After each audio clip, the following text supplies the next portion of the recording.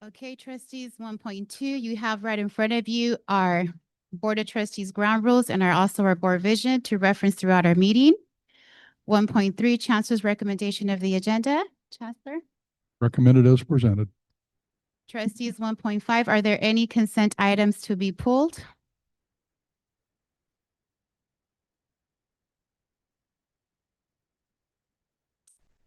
Okay.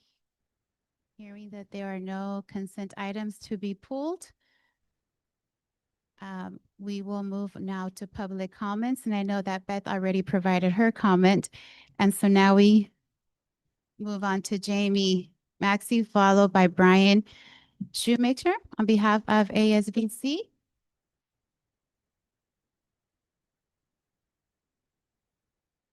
Chancellor McLennan and trustees, my name is Jamie Maxey. I am a full-time nursing faculty member at Moore Park College. My current lab load is 90% lab and 10% lecture. Based on our current CBA, I'm scheduled for about 15% more student contact hours than non-lab faculty. That equates to about 6 more hours per week, or about 240 more hours in an academic year. The statements I make before you this evening are representative of me and not any other entity. I'm here tonight to talk about our current bargaining agreement that categorizes lab instruction and the faculty who teach it as worth less than lecture counterparts. This is not a minor administrative quirk. It is a policy built on antiquated, indefensible premise that 1 lab hour with students is not equal to 1 classroom hour. The American Chemical Society and the American Association of Physics Teachers have both endorsed that 1 hour of laboratory instruction should equal 1 hour of lecture. Even our own Academic Senate for California Community Colleges said so in 2016, passing a resolution calling for the statewide elimination of lecture lab pay inequity. And yet within this district, that inequity persists. Statewide data collected from campuses and district CBAs indicate that lab load factors across neighboring campuses and districts value 1 lab hour as equivalent to 1 lecture hour. This is not a fantasy. It is a solved problem in other single campus and multi-campus districts. The only question now is whether you choose to take part in solving this abhorrent issue here. Let me be clear about what an unequal load factor actually is. It is actually asking faculty members to work more hours with more prep, with more safety oversight, more equipment, and more individualized instruction than our colleagues who teaches the lecture component. This is uncompensated labor. Let me repeat that statement again. This is uncompensated labor. When an employer knowingly extracts hours of work without compensating for those hours, this is not just inequitable, it exposes this district to real legal and fiscal risk under wage and hour and equal compensation principles. I'm not going to soften this. Making lab faculty work unpaid hours to receive the same credit as their lecture counterparts is exploitation, plain and simple. And no employee of this district or any district should be expected to donate their labor. I have donated to this district about 4 full-time equivalents in the last 20 years. I'm asking this board to review our current lab load factors, benchmark them against neighboring districts and campuses that have already achieved parity, recognize there's an ethical and moral injustice to require faculty to work more hours compared to lecture counterparts, and create a swift timeline to close this gap. Thank you for listening. Thank you, Jamie. Brian, followed by Cami Algiers.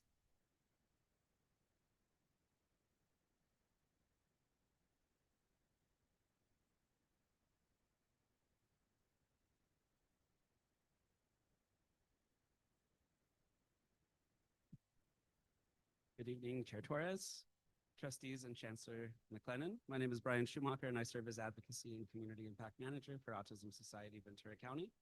I'm here tonight representing our dedicated advocacy committee, who each week review agendas from all local institutions to ensure that individuals with disabilities are meaningfully included in decisions that shape access to education, services, and opportunity. I'm here this evening to offer our strong support for item 532, the approval of DSP and S counselor at Ventura College. This position represents more than staffing. It represents access, compliance, dignity, and belonging. With nearly 950 students with disabilities being served, reducing counseling wait times and ensuring timely accommodations is essential to student retention and academic success. Inclusive campuses require intentional investment, trained professionals, and systems that respond to real students' needs. We deeply appreciate the meaningful progress the district has made in recent years to strengthen disabled students' programs and services. And this kind of leadership demonstrates what is possible when inclusion is approached intentionally and systemically. We encourage continued investment in inclusion at every level, not only through staffing, but through ongoing professional development, cross-campus collaboration, and culture building.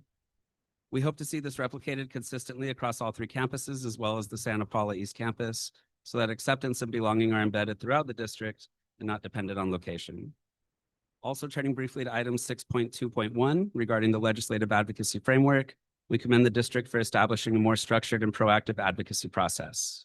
As an organization serving and advocating for individuals and families with autism and the broader disability community, we would welcome the opportunity to review policy guidelines and participate in the stakeholder engagement process. We are eager to contribute perspective on legislative priorities that strengthen access for students with physical and sensory support needs, as well as full disability inclusion in higher education.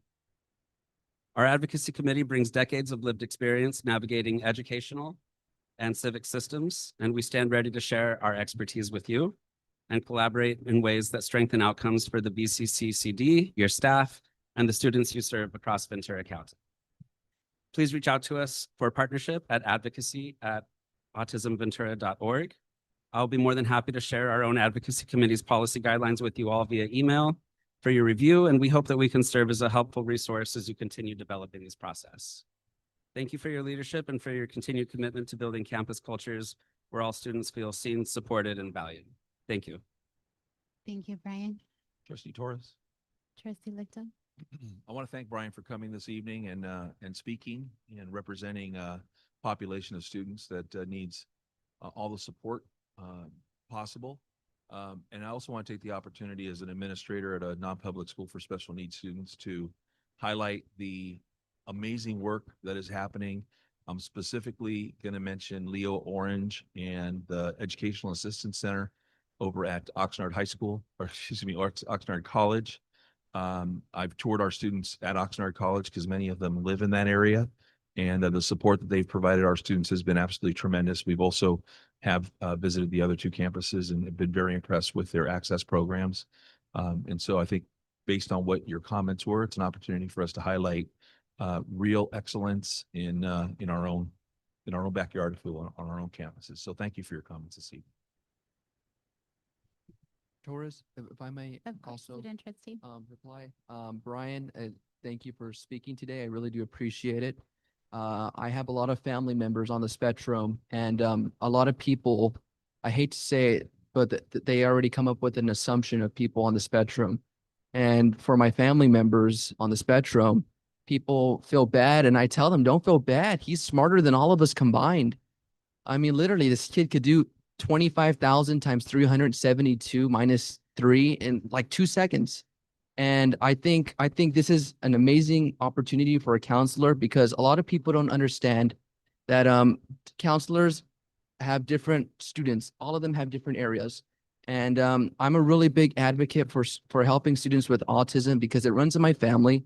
And it's also something that I find fascinating to me. A lot of people don't know this, but allegedly, our founding fathers had Asperger's, and allegedly as well, Steve Jobs, Bill Gates, everyone who has the opportunity to create something great has Asperger's. And for me, it's something that reaches deep to me. I mean, I've done runs, I've done charity events, I've donated my own money to this cause because it's something that reaches home to me. And I want to thank you for coming out here and bringing that up. It's something that I really, really do appreciate. So thank you, Brian. Cami, followed by Nina Brown. Good afternoon. My name is Cami Algiers, and I'm a biology instructor at Ventura College. I'm here because in this district, faculty who teach lab continue to be paid less than other faculty. I'm asking you to make one-to-one lab pay a priority in the next round of negotiation. Currently, faculty who teach labs are paid at a lower load of 0.17 than faculty teaching other classes, which would be at a 0.2 for the same 3 hours per week. An hour of teaching in a biology lab is still an hour of instruction. It requires the same planning, teaching, supervising students, also ensuring safety, assessing learning, and yet instructional time is assigned a lower value in pay. If we truly believe science education is important, then faculty compensation should reflect that. Time spent teaching in a science lab should not be worth than time spent teaching in any other class. The state agrees and they pay you the same for the time in the classroom, regardless of whether it's a biology lab or an English class. You just don't compensate us equally. I'm asking you to make this a priority in negotiation. It's easy to agree that something is wrong. What matters is taking action to correct it. Equal work deserves equal pay. I'm asking you to take action on this. Thank you. Thank you, Cami. Nina, followed by Jeanette Lopez.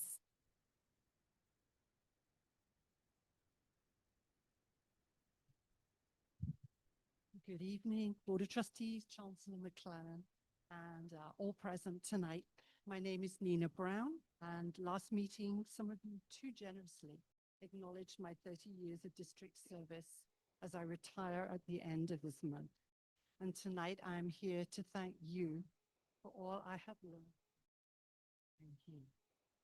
I was first hired as an emergency instructor in 1996. I was greeted my very first day by my very first president, Jim Walker. He immediately set the culture of the college, collegial, supportive, and always centered on people. I set about learning my craft as an instructor, for which I owe so many, many thanks. I would particularly like to acknowledge those who I co-taught with, all great masters of their profession. When Eva Conrad became our next president, she modeled the skill of more parking it to move forwards on what had to get done, even when we might disagree. When I expanded out of the classroom, I spent some of my most rewarding years within the academic senate. In this role, I learned so much for so many, not least Mary Reese, who as my predecessor gave me the phrase that it's all good, particularly to be used when it wasn't. My special thanks also to Gilbert Downs, my classified Senate peer. He taught me what it felt like to be a classified professional. I ended my time at Moorpark with Julius Sokanu as our president, who became my model of patience, even if it's highly debatable whether I ever learned this skill. And my final contribution in my role was ensuring I had a successor who was better than me in the job, and that was Eric Reese. When I then moved to the dark side and came to Ventura College as a dean, I was ready for something new, but I never dreamt it would become the late love of my academic career. I found a college where, somewhat to my surprise, the faculty were at least as dedicated as those at Moorpark, but perhaps with more grit as needed at VC. I would like to recognize the truly amazing department chairs I have worked with, and my thanks would not be complete without acknowledging the Gateway Division office staff who have worked alongside me, always making sure that despite all and every crisis, the work gets done, and always with a smile. And finally, I would like to recognize the Dream Dean team currently at VC. They will always be in my heart. I'm grateful for all I have worked with these last 30 years, and I'm doubly grateful to all who will carry on the work now and in future years. Thank you all. Thank you, Nina.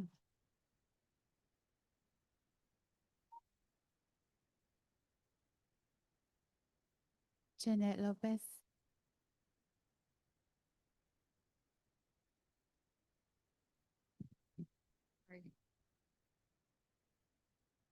Documents.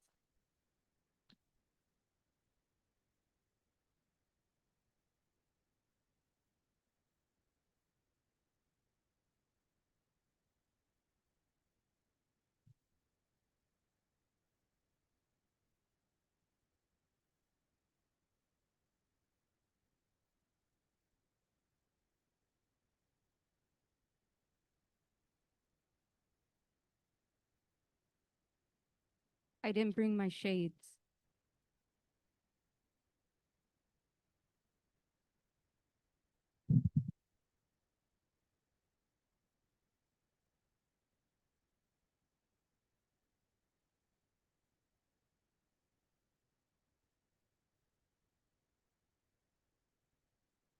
Board members, I just want to say, first of all, I'm not up here to knick-knack and why and who to Jeanette, can blame. you give me a quick minute? Can we start our time again? Por favor, Mayra. Okay, now you can go, Jeanette. Thank you. I just want to do what's right and what's owed to me, which was my scholarship. After emailing on 9/18/25, 5/15/26, 5/24/26, 5/27, 6/9, today addressing the same situation on today, July 14th at 6:30. I came over to the district office thinking that Kelsey was going to give me the rest of my scholarship, and again, failed. Right now, as we speak, I emailed 7 times. I am currently taking 4 classes in the summer. I'm still alive, but what matters to me is my scholarship. And I'm only asking and doing what's right, and I'm being ignored. So at this point, I would like an answer. I think I'm owed that for everything and every time I came up here. And again, I'm not here to baffle anybody or to let anybody be seen, but I need to do it for myself, just like any other Oxnard College student, Moore Park, Ventura. So.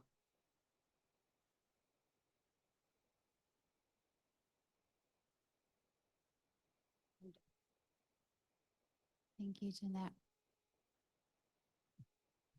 Okay, with this ends our public comment. We move on to 2.1, which is acknowledgement of new employees. And we know that our new employees that have joined us will be recognized through the different consultation councils, and we're very happy to have them join our team. 2.2, we have also recognition of Ventura County Community College District retirees, and we have them listed here. And I know they will also be recognized during the different consultation and also reports. And we thank them for all of their service throughout the years to our college district. We now move on to consultation, and we start with CASA Senate President, Ventura College.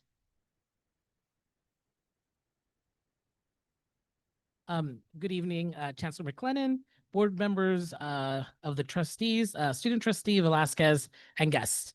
My name is Oscar Rivera, and I serve as the classified Senate President at Ventura College. This evening, I will be providing a consultation on the following items. 2.1, new employees. On behalf of the Ventura College Classified Senate, we welcome all new employees that have been recently hired or promoted in the district. A special welcome to Emily Senegal Thryoff and Rome Bergmalier. We are happy that they are Ventura College and are looking forward to working with them. 4.2, retiree recognition.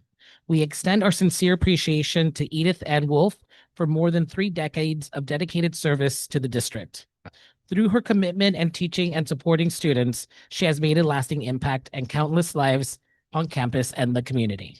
Thank you. Thank you. Oxnard College.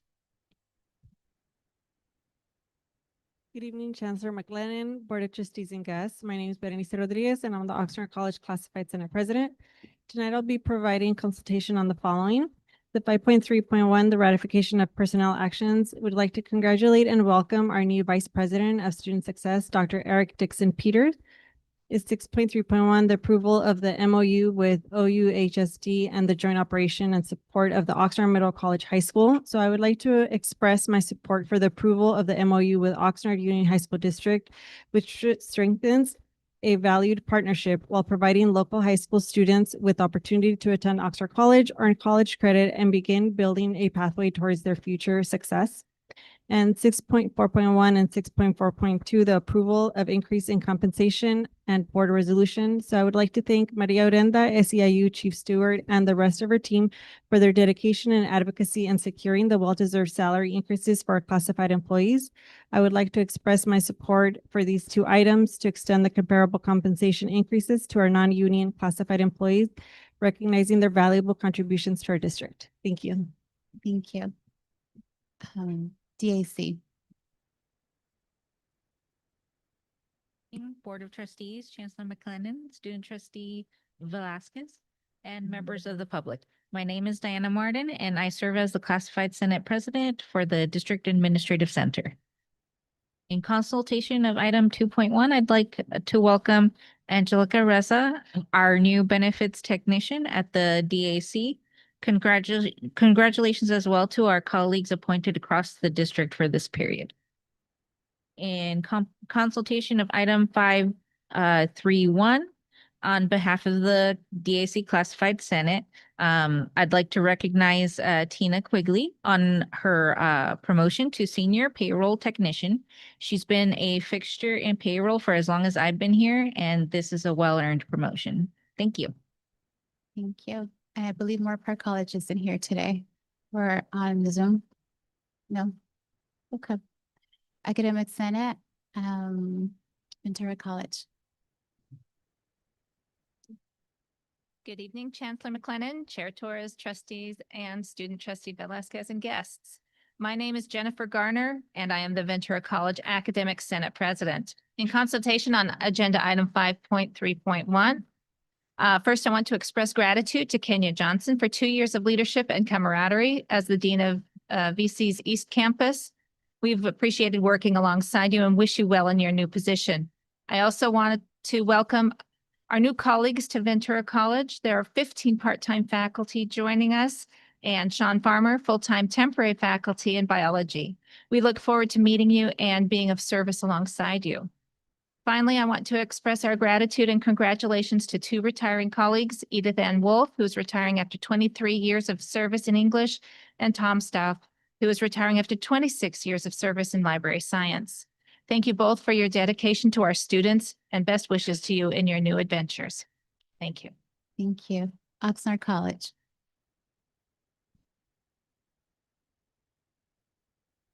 Good evening. My name is Dolores Ortiz. I'm the Academic Senate President at Oxnard College. Just have one item for consultation. 5.3.1, ratification of personnel actions for the period of June to July this year. I just want to extend a warm welcome to Oxnard College's new VP of Student Success, Dr. Eric Dixon Peters. We are very happy to have you and your expertise, experience, and vision. And I find comfort in the fact that I know what you expressed in the interviews and the forum are in alignment with our campus's values, vision, and mission, as well as the mission, vision, and values stated in this district, which are in alignment with the mission and vision 2030 of the state system that we work under. So we're very happy to have you, Dr. Dixon Peters, VP Dixon Peters. And I'll just also, a writer on that is to thank Florentino Manzano for his service to us in that interim role, in bringing his expertise and steadiness, transparency and honesty and integrity to the role in his short time there while we needed it. So welcome, Dr. Dixon Peters, and thank you, Florentino. Thank you. Moore Park College. Hello, I'm Nicole Block, Academic Senate President at Moore Park College, and I just have one item, 2.1. I just wanted to welcome Melissa Johnson as a Program Director for our baccalaureate programs. Welcome. Thank you. Thank you. Trustee Lito? If Dr. Dixon Peters is here, I believe he is, and I think I know who it is, but could we introduce this gentleman and so we can all put a name with a face? Somewhere out there. Welcome, sir. Good to have you.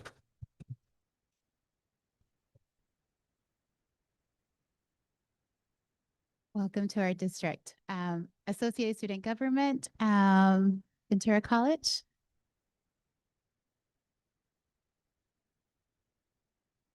Torres, Board of Trustee members, Chancellor McLennan, and Student Trustee yes. I'm Mariana Becerra, and I serve as the ASBC President. I would like to recognize the following board items. 2.1. On behalf of the Associated Students of Ventura College, I would like to welcome all new employees to Ventura College. We are excited to contributions. Item 5.24. Of students, we would like to thank the Ventura Foundation for its generous support. These gifts provides valuable opportunities and resources that benefit our students and campus. We truly appreciate the continued investment in Ventura College. It's a big shout out to Ann Paul King and Pete Parker. Item 5.32. I would like to express my support of the approval of the DSP&S counselor position. This investment will help ensure students with disabilities have access to with guidance and support they need to be successful. Fully support this item. Thank you. Thank you. Oxnard College. Good evening. I have no consultation. Thank you, Neto. Moore Park College, I believe, is not here or on Zoom. Okay. So now we move on to reports. We received reports for classified Senate presidents, and one for the academic Senate, and college presidents, but Ventura College Associated Student Government, if you wanted to just, anything that you wanted to highlight, you can do so. Thank you. We just wanted to let you guys know that we have officially completed our onboarding for the year 26-27. We are pleased to welcome Raymond Perez as Director of Finance and Riley Del Paso Andred as the Director of Student Clubs and Organization. Our onboarding has been finalized for the summer's fall retreat, spring retreat, I apologize, and which we will be focusing on team building, strategic planning, and implementing fall 2026 and spring 2027 initiatives. Thank you. Thank you. Oxnard College.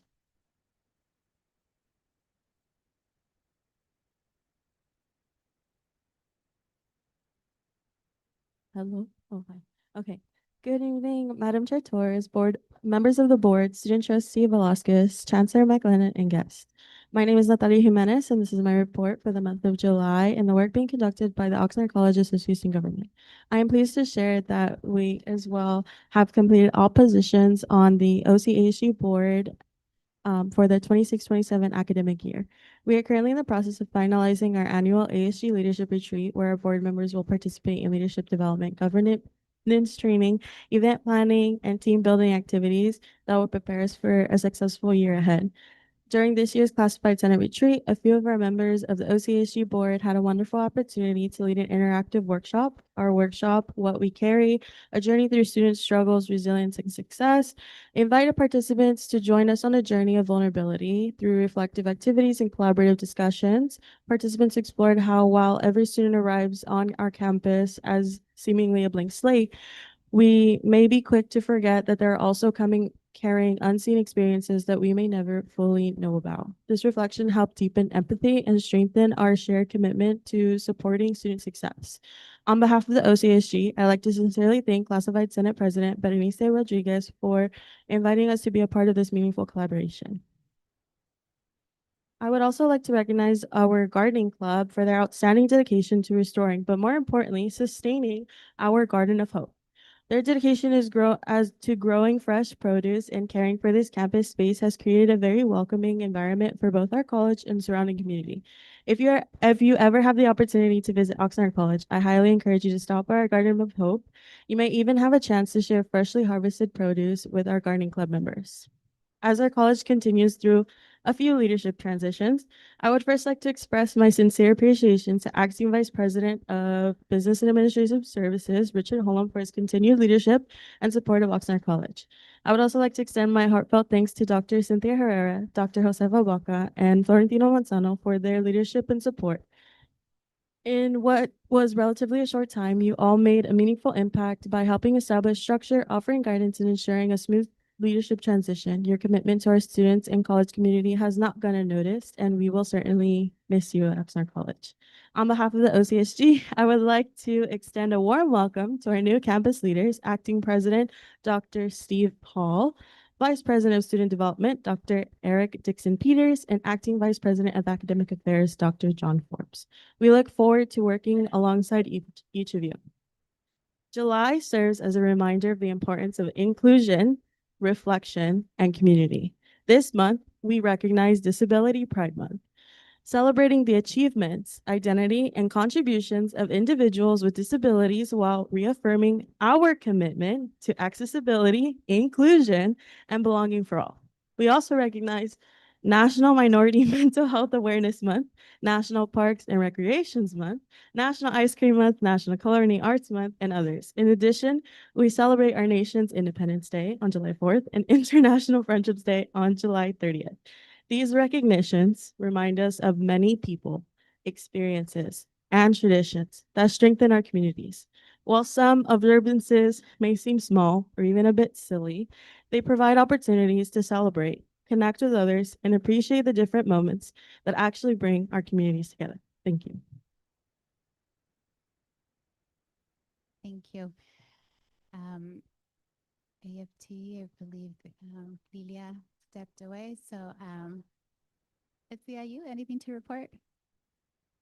Okay. Chair Torres, if I may real quick. Trustee Pachowski.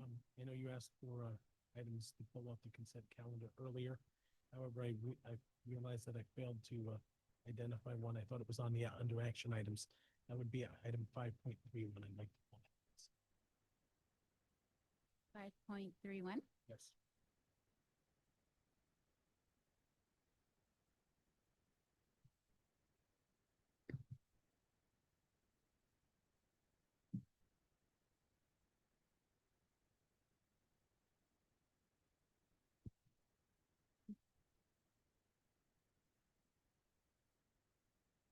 Four point four, classified Senate President's Report. Ventura College, is there anything you wanted to highlight? No, okay. Oxnard College? Okay, DAC? Yeah, okay. Academic Senate President's Report, Ventura College, anything you wanted to highlight? Thank you. Chancellor McLennan, trustees, student trustees Velasquez, and guests. I am Jennifer Garner, Academic Senate President at Ventura College. I want to take a moment to acknowledge the passing of a member of our Ventura College family. 2 weeks ago, we lost AJ Nadiri, a member of our mathematics faculty. He taught some of the most demanding courses and did so with patience and genuinely student-centered approach. He was known for clear, thorough explanations and pushing students to put in the effort while making sure they had the support to succeed. He was also respected among his colleagues for his dedication to teaching. He leaves behind family and friends along with colleagues who feel this loss keenly. On behalf of the Academic Senate, I want to extend our deepest condolences to his loved ones and to everyone at Ventura College who is grieving this loss. He will be remembered for his commitment to his students and to his craft. Thank you. Thank you. Oxnard College?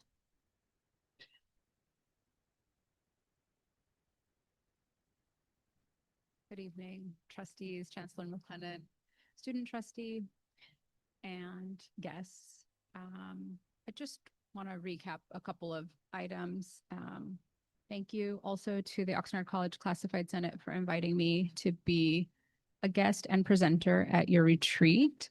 The workshop I presented is called Identity Signs, and it helps to create a space for participants, in this case, classified professionals, to talk about their experiences and identities in a personal way. And it allows for participants to learn directly from each other. It highlights that people with similar identities can experience different levels of salience, self-awareness, and that they can be differently impacted by their intersecting identities. It sometimes, depending how open folks are, it highlights how everyone may experience pain, ostracism, or discrimination, yet fill it within the context of different identities. I've done this workshop many times with various groups of students, clubs, classes, retreats of like student government, But this is the first time with my own peers. So it was a very authentic experience. So I just want to thank them for their openness. And I want to highlight that the Oxnard College food distribution has been back on with our recent and departing executive leadership on the campus. And so thank you to Dr. Cynthia Herrera. Thank you to Dr. Josefa Baca. Thank you to Dr. Valerie Minot Mitchell for your leadership in the spring, partially into the summer. And just helping to get this event, valuable event back online is just one tiny example of the stable leadership we received. Summer is back and the need has increased. We have enough to serve 300 households. We served 350 this past Friday. So I also want to thank all of my colleagues, from classified professionals to students to administrators, to full-time and part-time faculty who are willing to give their time on Friday mornings. Thank you. Thank you. Moore Park College. I have no report. Thank you. College president's reports, Ventura College. Anything you want to highlight?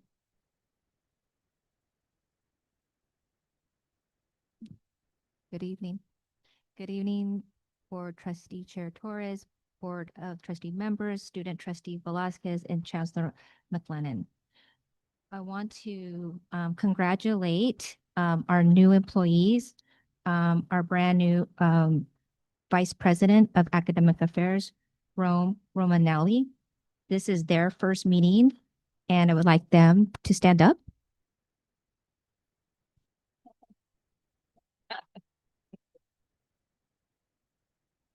I also want to extend congratulations to Emily Senegal Thaya for they're the lab tech to biology. I also want to extend congratulations to Edith and Wolf English faculty on her retirement, and Tom Stout, part-time librarian.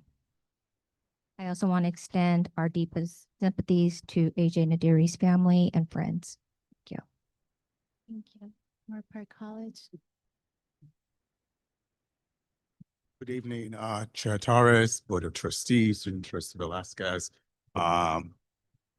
Not much to report. I want to share with you the Moore Park College hosted a stargazing party on July the 11th, which is a Saturday.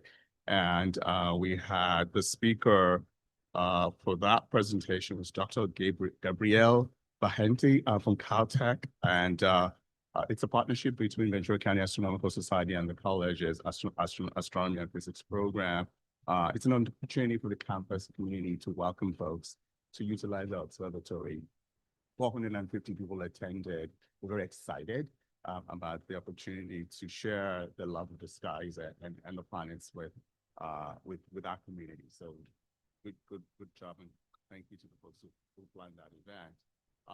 Our summer production from our performing arts program is the importance of being earnest, and that production will start on the 16th of July and run through the 25th of July. The weekdays, the show is at 8 p.m. and on the weekend, on the Sunday, it's at 2 p.m. This Sunday, we will have a partnership with the foundation. It's called the Lunch and the Show. Our foundation uses it as a way of raising friends and raising funds to support their work. And so we expect we'll have about 40 participating in that. And it's another opportunity to show the work that students can do in the performing arts program. Welcome back to Moore Park College, Josefa Baca. We appreciate you joining us while John is in Oxnard College. That's it for Moore Park College. Thank you. Thank you. Oxnard College.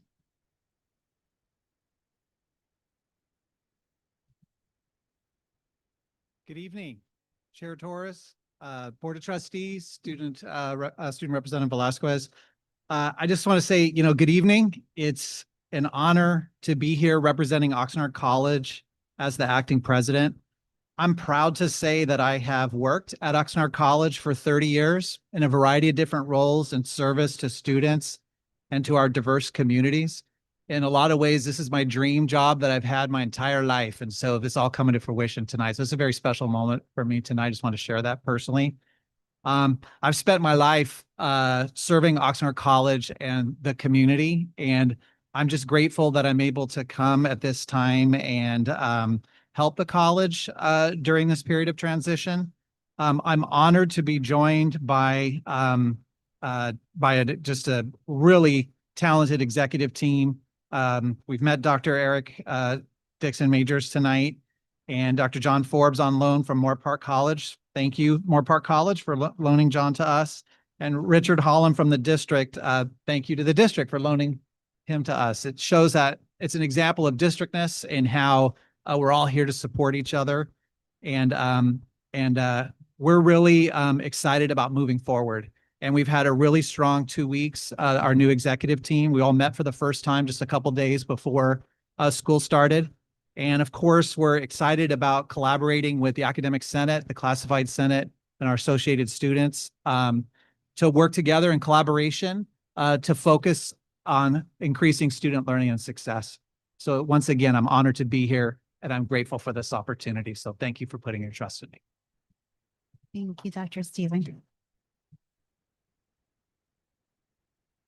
Trustee Lichtel. That Dr. Hall mentioned, and that is, I think it was my first or second meeting with Dr. McLennan that he introduced, and he and I talked about this idea of districtness. And so it's kind of full circle 3.5 years later to hear that from someone that is stepping into a new role and really realizing that, that's work that was set in motion and that has either come to fruition or is coming into fruition. So I appreciated those comments and welcome to your position. Chair Torres, if I may Student trustee. respond as well. I had the great opportunity to talk with Dr. Hall, and he and I have a lot of great ideas that we would love to bring to the campuses. And I was talking to him, and he said, "Well, I worked in the campus for a little bit." So, "Oh, really? Yeah, 30 years." I'm like, "Okay." So yeah, I believe he has a lot of wisdom and experience he could bring to the table. So congratulations for becoming acting president again. Congratulations. 4.7 district office reports. Institution effectiveness, anything to report? Highlight? And I have nothing more to report. Business services? Thank you. Human resources? Nothing to report. Okay. IT? Good evening, trustees, student trustee Vasquez, Chancellor McLennan. This report is a comprehensive summer report. It's 8 pages. If you haven't had a chance to read through it, it really reflects the work both at the district and across the campuses in technology. I think, oftentimes we don't go so far in depth, but I wanted you to have a really good understanding of the work that happens during the summer from our amazing, talented technology staff and directors and leadership at our colleges and across the district. And I just, as Steve mentioned, I'm honored to be a part of that team. So thank you for reading that report and allowing us to do the work we do. Thank you, Tim. Okay, board committee reports, Administrative Services Committee.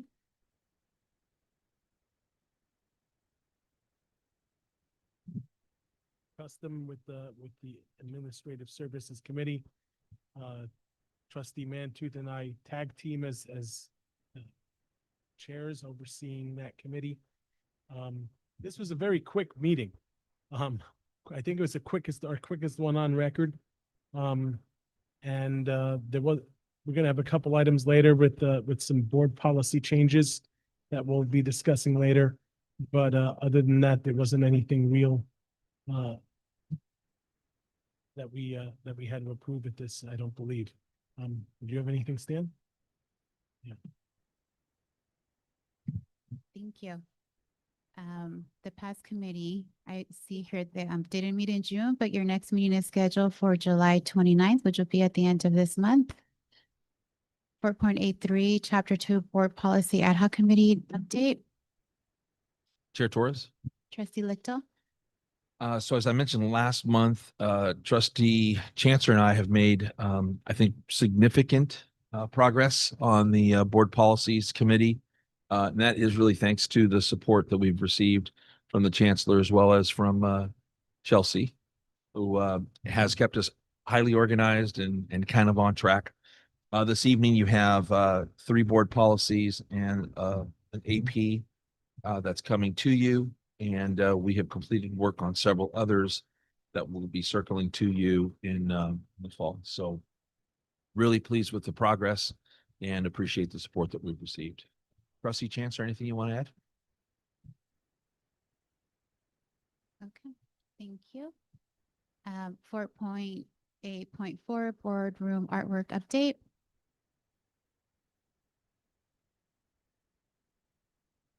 Is there an update from the boardroom artwork?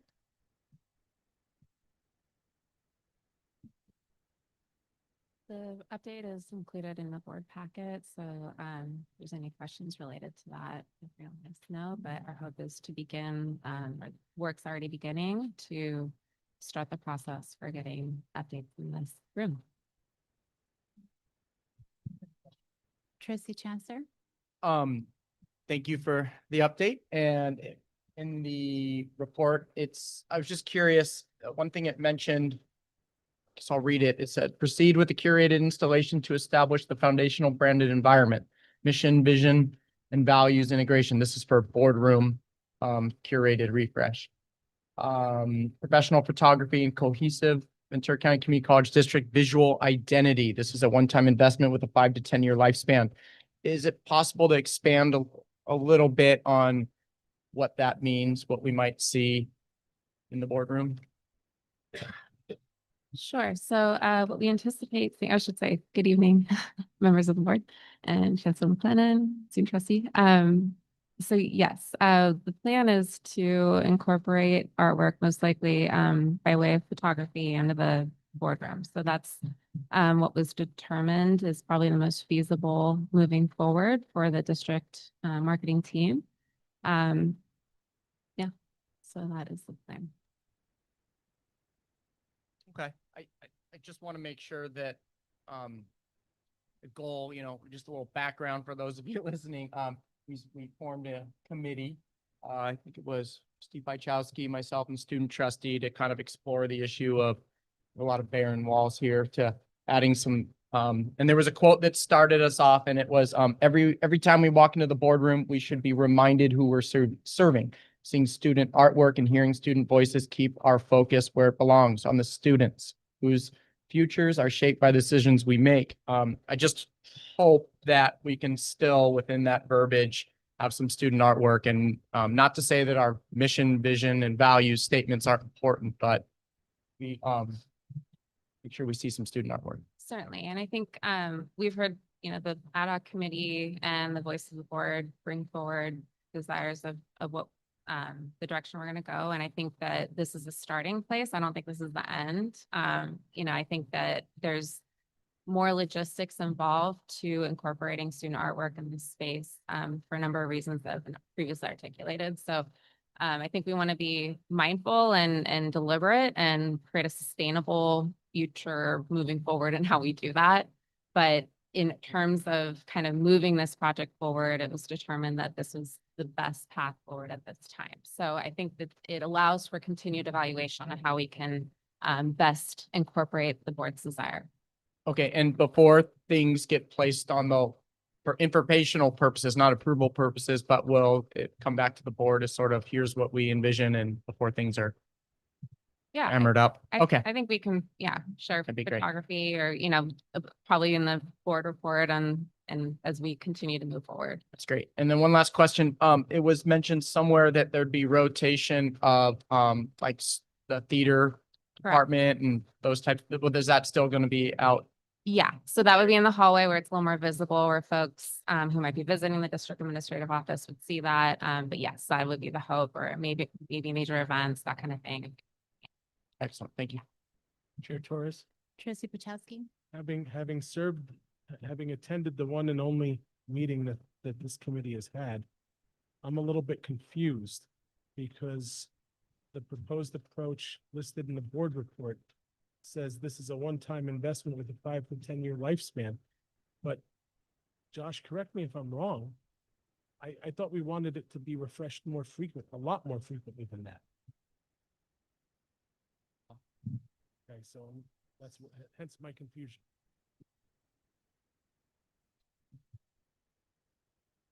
I wasn't part of the committee, but it sounded to me like that was not necessarily the artwork that's going to be refreshed in that amount of time, but correct me if I'm wrong there. Yeah.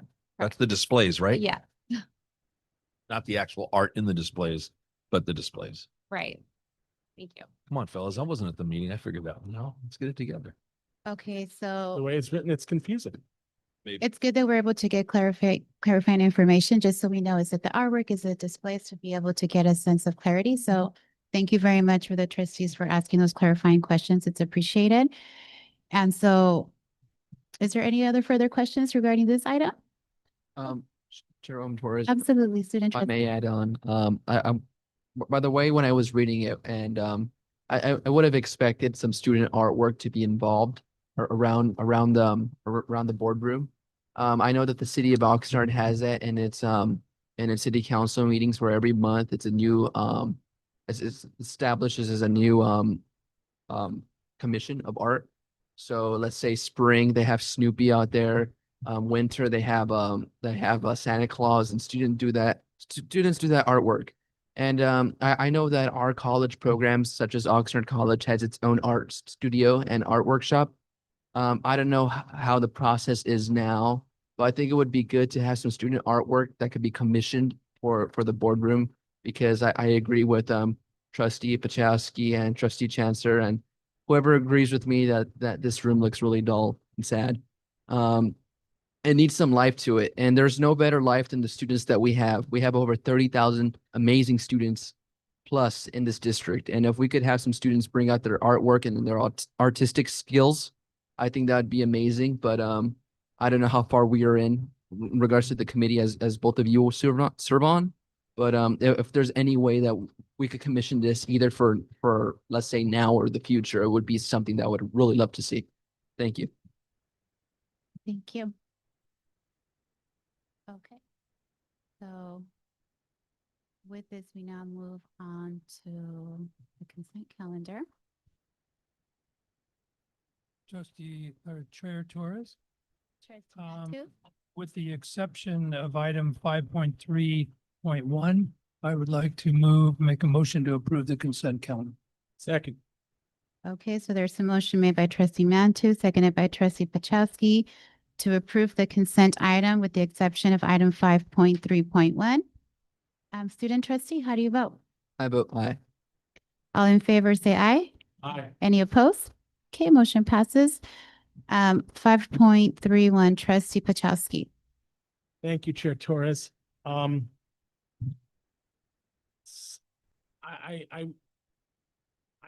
discovered a concern with one of the individuals that we're being asked to approve tonight. And this was discovered quite by accident yesterday. Mostly because I didn't recognize a particular name of someone whom we had previously approved back in April. And when I happened to just do a basic Google search on that individual, I found out some very disturbing information. And that made me go on to do a basic Google search on one of the individuals we're being asked to approve tonight. And what I discovered was that when the individual in question was at Pierce College in Los Angeles, there was a particular lawsuit that was filed by a student regarding First Amendment concerns, which resulted in Pierce College paying a $225,000 settlement and having to change their board policies with respect to free speech. Now, that's a First Amendment issue. And I find that extremely, extremely concerning And I've raised the issue of regarding the fact that these names continuously come to us month after month without anything but a name on a sheet of paper, without us being allowed to even question the applicant that we're being asked to approve. And I think we've seen here in this county what happens when there's a lack of transparency.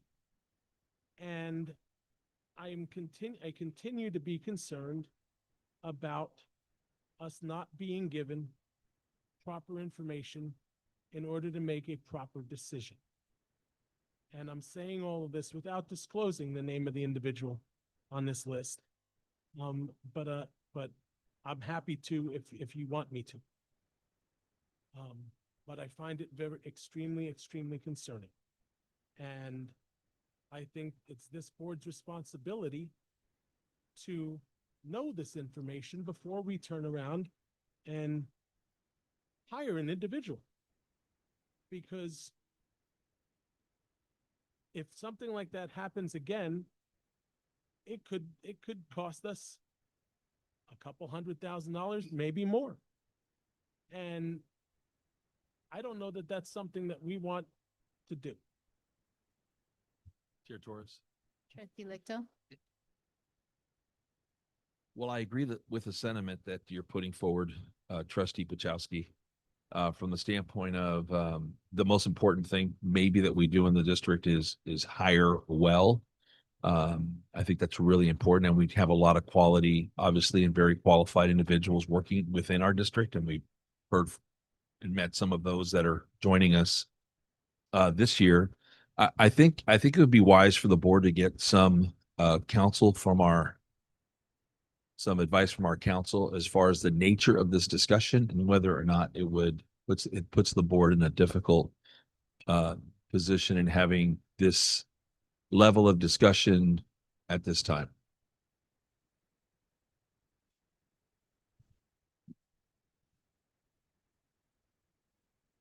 Discussion, but if you could table this item, because we think that there may be some confusion about this particular item and whether or not this particular issue is on this agenda. And if we could move on with it, and then at some point, if we could just take a quick break, I think we could have a quick discussion and maybe be able to revisit this. Okay? So moved. I'll second that. Okay, so we have motion made by Trustee Pachowski, seconded by Trustee Lichto to table this item. Until Table it for today. today. In other words, we're gonna at some point we're gonna adjourn. We're gonna go to closed session. We're gonna have a discussion. We're gonna come back and we're gonna vote on this. We're going to take a break, right? Be as simple as, I think that there may be some confusion about it. Again, we don't know the name or the individual. Let's just take the break right now. I think we can take a quick resolve recess. this. Yeah. Okay. So we're taking a recess for about 10 minutes. Recess for 10 minutes.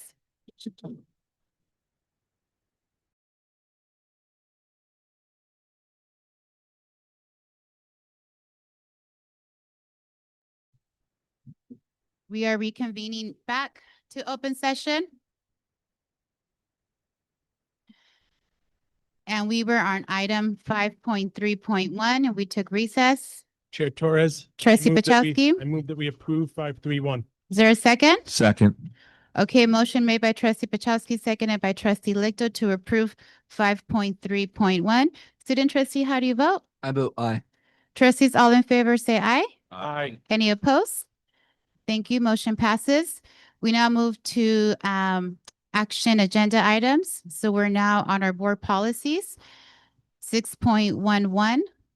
This is our board policy 2305 annual organizational meeting. Chair Torres. I move that we approve items 6.11, 12, 13.14, as they have been reviewed by the Board Policy Subcommittee and provided to the board ahead of schedule. Okay, so motion made by trustee Lichto to approve board policy 6.11, 6.1.2, 6.1.3, 6.1.4. Is there a second? Chair Torres, I'd like us to approve those individually, please. Okay, let me just first see if there's a second to trustee Lichto. I'll withdraw my not Okay, motion. okay, so trustee Lichto withdrew his motion. So I'll make a motion to approve 6.1.1. Okay, so there's a motion made by trustee Lichto to approve 6.1.1. Is there a second? Yes, I will second that, but I have a question and discussion prior to a vote. Okay, seconded by trustee Mantuz. Discussion. Okay, trustee.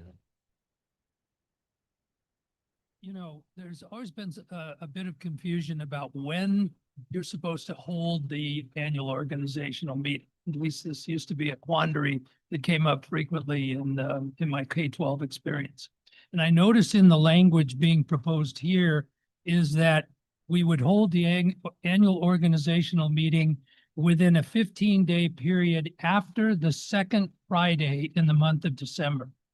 And I was curious about that language and how it came to be. Is that typically because that is when the elections division certifies elections? I didn't see anything in the actual code sections about that particular wording. So I was curious, perhaps trustee Lichtel or Chancellor could give us some background on that. I think that was the intention, was to provide us as much time as possible for the elections division at the county level to certify the election, and the board to have their meeting, which would include their reorganization. Chancellor McLennan. Relationship, but I'll turn over to Joey. Yeah, so, and it is confusing, but it is based on Ed Code 35143, which is, well, there's also the basically what that holds under the Ed Code, that the meeting shall be held on a day within a 15-day period that commences with the second Friday in December following. So it's the language comes directly out of it, where it comes from, but the reason is exactly based on the certification of the election. So Yeah. my surmise was correct, but it was my error in not seeing that language. And I do know that that particular code section in the 3000s or the 35,000s, most of those pertain to K-12. Whereas for community colleges usually refer to the 72,000 section of the education code. Am I wrong in that, or should we be citing the 35143? Is that accurate to do? In your policy, we'll double check and look, but there is a commiserate rule within the community colleges that should be cited. Pull that up. Okay. Chair Torres. Trustee Pachowski. I have two concerns with this particular policy. The first one, I'll direct my question to Mr. Sanchez. I see on the red line version, which is Exhibit 2, that we're striking the word shall in favor of the word will. Shouldn't it still be shall rather than will? I mean, the shall is basically the Ed Code language, and I think that's probably where it comes from. Shall comes from the Ed Code? Well, in that particular language. You're talking about shall be. Yes.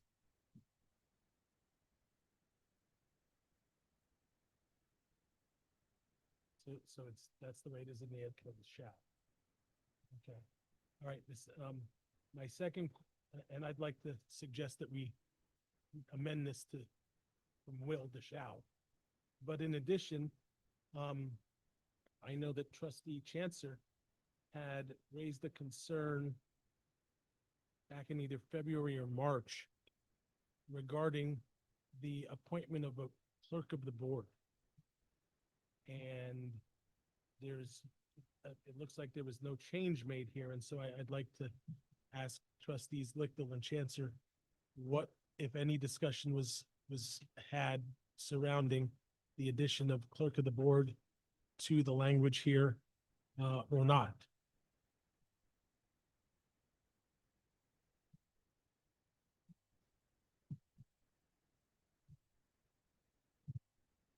Yeah, it's typically been the chancellor serves as the Secretary. secretary, and the clerk has been, our clerk currently is Myra. And so that's been a district employee, I think, in the past, as I recall, trustee Chancellor, that was our discussion, that a district employee would continue in that role. That's a kind of an organizational role for the board, clerical, if you will. What I recall is we were gonna have a discussion about that, but we sort of, on a temporary basis, gonna have Right. Myra fill that role, because that was the language that we had, but this would be brought back to us. It hasn't, as of now, been brought back to us, but I guess it's here now. yeah. But I think what needed to be back to us wasn't a language change. It was sort of, do we want a third level of board leadership to serve as the clerk of the board? And it's Jody? need to have an election. I have two things, and one speaks to this question, but your policy actually does cite to the correct section, and then right after it, it cites to the K-12 section. So at the top of the policy, it cites to Ed Code 72000, which is the one that has the identical language. C2A. Yeah, and so at C2A, so that is the section that also says, that talks about the 15-day and shall be held on a 15-day period. That same code talks about, at the annual meeting, the governing board of the community college district shall organize by electing a president, and then it says, comma, from its members, and then another comma and says, and a secretary, which implies that it doesn't have to be from its members. It can be someone separate from the board, but I don't think it means that it can't be a member. So, but it does clarify that it doesn't. But we're talking about a clerk, right? Oh, well, I just thought you were talking about. It doesn't say. I do know that at least one of the K through 12 districts in the county does choose to elect the clerk of their board. Comes down to a question of what does the board want? So do we want a clerk of the board? Josh, what was the concern that you raised, if you remember, about having a board member as the clerk of the board? There were a few, but I think in the unforeseen circumstances that the two leadership positions are not there, you could still have a meeting, and it would then be the third level who would be running that meeting would be the clerk. That was one of the ones that come to the forefront. I can't recall the other ones, but they're clerk of the board be elected. Yeah, I think our desire to have a clerk is one thing, and that's maybe not the essential question today is what would that person do? Because I don't see any of us doing what Myra is doing currently in her role, like running the 3-minute clock, taking minutes, logging in who the speakers are. I just don't, I think from a practical standpoint, that doesn't seem to make sense to me. Now, on the other hand, I think trustee Chancellor brings up a good point, is that it's feasible. Our board chair was absent for 2 months last year. And I stepped in for her. Had I been absent in one of those situations, I'm not sure what the three of you would have done. So maybe it's not the clerk position, but maybe there's a different position that we could put in place that creates that same hierarchy, because I think that's a valid point, that would substitute in place of the chair and the vice chair being present. But I personally don't think it's clerk. We could call it second vice chair. We could call it a whole bunch of different things. If I may, trustee Torres, just to shed some light on Yes. where clerk comes from. It's interesting because the clerk is mentioned a member of the board shall be named a clerk for K-12 districts, but that same language isn't included in the community college district. So all K-12s do have a clerk of the board, but there is not such a position enumerated in the ed code with regards to community college districts. And actually, that actually addresses the issue that trustee Mantooth had with the 33,000 policies.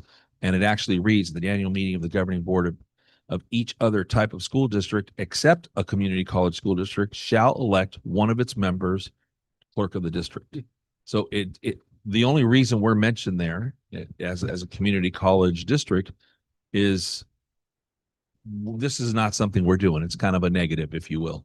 So it's not something we're required to do. Now, being required to do and having the foresight to say, hey, we want to have somebody in place in the hierarchy, I think that's two different issues. So let's address it with some other position that's not clerk, because I do believe that the clerk appropriately is, in this case, Myra. So it could be whatever position we want to name it, to have a hierarchy, and I wouldn't have an issue with that. Bless you. In that case, Chair Torres, I'd like to recommend a friendly amendment to Trustee Lichtel's motion to approve the policy to change will to shall and to add second vice chair. I'll second that.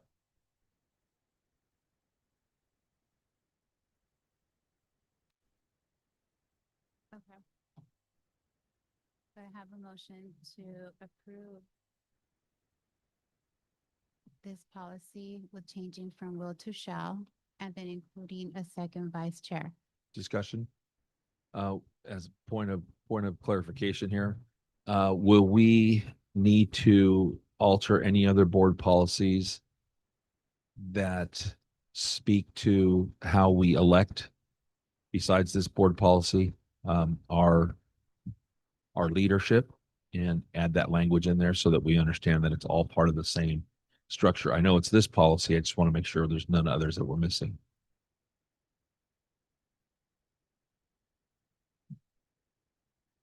I just can't say exactly which one, but I think. Right, so it'll require. I've seen it in other places Yeah. where the offices of the board have certain things. So I think as you go through the policies, we'll just want to make sure we. Every time we come across one of that, we'll have to update. Excellent. Trustee Yes, Mantooth? Just, I'm remembering the old adage, and, it's always okay to do nothing. I'm concerned about the implications of 3 officers of five. For example, as things roll out in a practical way, the board chair and vice chair meet for agenda setting. The chancellor, would that mean that the second vice chair then is obligated to do that as well, so that they are properly informed, so they have to take over? So, yeah, and then that. Unless the one of the two can't make it. So what I'm going with this is, I think it's important to revise and update our policy. I recognize maybe we're not at the end of the revisions, but that tonight, maybe we don't try to overcomplicate things, and that we try to pass a policy that incorporates maybe the change of word to shall, but leave the rest of it alone. I'm in agreement with you because there's a lot of implications, because now it would be defining the role of the vice chair. And if we look at our board policies and we're looking into the roles of the leadership of the board, we have specific, descriptions of it. And so this one now requires, well, what does that look like? And I agree completely with you. So is this part of the leadership team? And rightfully so, right? Because the vice chair is in meetings with the chair in the event the chair isn't able to be present. They're aware of what's taking place. And the same would be true for vice chair number 2. They would need to be present in the event there's a meeting and chair and vice chair 1 isn't there. They're aware of what's occurring and be able to take the lead. So I'm in agreement that I think there needs to be more of a discussion within the ad hoc committee to really be able to capture what the spirit is. I think the spirit is to be able, who would step in the event to really facilitate a meeting. Should we have 2 trustees not be present? I don't think it's ever happened that we've had a 3, that the leadership isn't present, but that doesn't mean it can't happen. And I think there needs to be a little bit more of a conversation happening within the ad hoc committee to maybe come back to us with some ideas of what that would look like before we adopt a policy that we truly haven't been able to give it some thought to. I know I certainly haven't, so I know that I wouldn't be prepared to support this policy the way it has been amended as it currently stands right now, just because I feel that there needs to be just additional more thought into what that vice chair number 2 would look like. Trustee Torres. Trustee Lichto. I'm gonna both agree and disagree with my fellow trustee here, Mr. Mantooth, who I've watched and learned from for many, many years, besides being on this board. And I'm going to disagree from this standpoint. We've churned this one out pretty hard already, Trustee Chancellor and I. And I think, this is our opportunity as a board to have a meeting and have these discussions. This is our only opportunity as a board to have these discussions. And so for us to be sent back to decide whether or not this position is going to exist, and if so, what we're going to call it, and then bring this back next month or the month after, to me, is not very pragmatic, because these meetings are designed for these purposes right now. So, and I hate to, I agree with what you said regarding changing a shall to a will and vice versa. I think that's appropriate as well. But this is our chance to iron this out and hammer it out. So if we agree as a board that we need to have a third organizational position in place, then let's make that decision tonight. And if we don't, we don't, and that's okay either way. So let's decide if we want to. Let's name it something, and then let's either move forward or not. Either way. But I don't think this needs to come back so that Trustee Chancellor and I can meet with Chelsea and with Dr. McLennan to have this discussion again, which we've already had, quite frankly. So I mean, let's just solve it. Let's solve it tonight. We're capable. Then if you will allow me to make another suggestion. Trustee Matthews. Since we're brainstorming right now, I believe would be permissible to have a clerk of the board that is named, that would serve as the chair in an instance where the chair and the vice chair were not available, but that the regular clerk duties would be delegated to a staff member, in this case, mine. So you can name it's like you name secretaries and treasurers in other organizations, and other people do the work. So to find the more appropriate place to outline that, I think, is better than having it in this particular policy. And I would agree with that. Chairwoman, if I may add on. Absolutely, student trustee. Just the names, because I know we started off with the clerk, and now we're talking about second chair and vice versa. And so one thing that I would like to see of the possibility, because one thing that I've learned is it's unpredicting of how many people may or may not show up to a meeting. One day you have quorum, the next week it's just 2 people on the board or 3. And so in order to pick a name and a position that would be a good name for a position would be possibly a deputy vice chair or a deputy chair. I think that would be a good way, because it's not necessarily vice, but it's a deputy, and it's the same meeting, or pro tem chair. It's and as for the clerk position, I mean, we already have Myra here. She's doing an amazing job. And I don't think that we need to put more stress onto the trustee's position of someone taking minutes and notes during the meeting. And if we have a trustee doing that, possibly they may or may not be focused on their official duties, which is a service in the public's interest. And so we do not want to put that in a way where we take away the public's interest. So I suggest that we keep Myra, Ms. Campos, in her position. Thank you. So I think what Trustee was Mantooth was mentioning is the board member would have the position of clerk, but would work with Myra, who would continue to do that work as in kind of an oversight, but in order to facilitate a third person on the board being able to serve as the chair or in other situations as well. So it wouldn't be taking over, so to speak, those duties. It would be working with Myra and serving as the board's clerk, which other districts do. I'm actually looking at a K-12 district that has exactly that configuration, a clerk as a third person. So, but Myra would continue to be the person that would be doing that job, that work. Does that make sense? Yes, so, I mean, there's a lot of different names we could call it, There are. clerk, secretary, second vice chair. We already have a secretary. Sorry, secretary. So, But I would suggest, possibly a second vice chair name would be in the favor. Okay.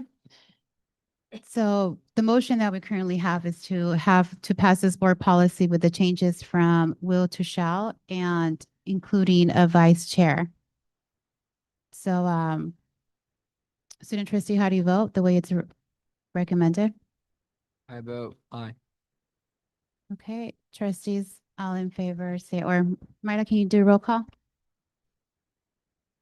Oh, Are we yes. voting on the policy as written? No, we're voting. So we have a motion on the table and the motion is to pass the policy with the change from will to shall and adding a vice chair. Second vice chair? A second vice chair. Yes. Okay, I just want to make sure, I would prefer to use the language clerk. So, I think second vice chair is confusing. I think clerk, and then we'll have to do some work on defining those roles. But, for me, clerk is the appropriate term to use. So we can take the vote and then, depending on where it stands, whether it moves forward or it fails, and we can do another introductory with clerk. So that's the motion that we have at the moment.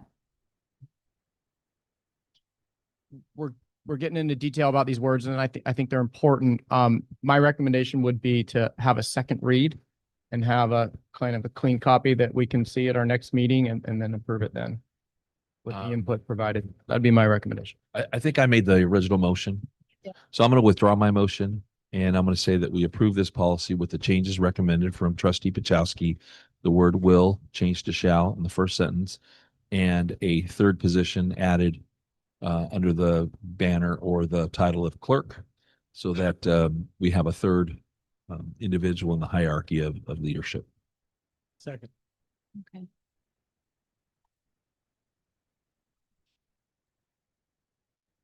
So the motion. So the motion. One person is. He needs to adjust. So I withdraw the original as well. So trustee Pachowski. Yes. So trustee Pachowski withdrew his second motion from the One before. the one before. Do you have that, Maida? Do you want me to? Okay. Which was with the vice chair, second vice chair. And so we're now moving with trustee Lichtel making a new motion seconded by trustee Pachowski with still removing will to and then including shall. And now instead of the vice chair number 2, it's going to be a clerk. So there is a third member in part of the leadership. Okay. All right. Okay. So now we're ready to any further discussion? Madam Chair, so just to be Student clear, trustee. so the position of the clerk has already been, if it does pass, if this motion does pass, do we know the duties that the clerk is going to take on?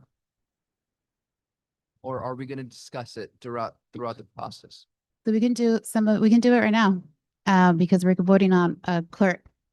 So I think what I heard, and we can talk about it if there's consensus with the board, that we had said that the board clerk would be to facilitate in the event the chair and the vice chair are not present in the meeting. The board clerk is going to facilitate the board meeting with 3 members. And that Maida was going to continue with the responsibilities of the clerk, which is taking the minutes, which is notes, remind all of the clerical tasks that take a lot of time that Maida so kindly does. So Maida would work with the board clerk to support the clerk in those roles. And the official board clerk would be a board member. So whenever we signed anything, we send it to the county because we have to send to the county who is the board clerk officially. So I think it's every December. we would have a board member be officially the board clerk. Okay, sounds great. I just wanted to make sure that, that the other board members, know as well, and the public knows that the position of the clerk and what their duty is and serving into this position. And that we get a better understanding of what the clerk's position will, be completed with. Thank you. And the clerk does not attend, the clerk does not do agenda setting meetings. They don't do any of those. So that way there's no way that the Brown Act can be violated. They're just simply here to run the meeting in the event that you have the chair and the vice chair not here. Okay. So student trustee, how do you vote? I vote aye.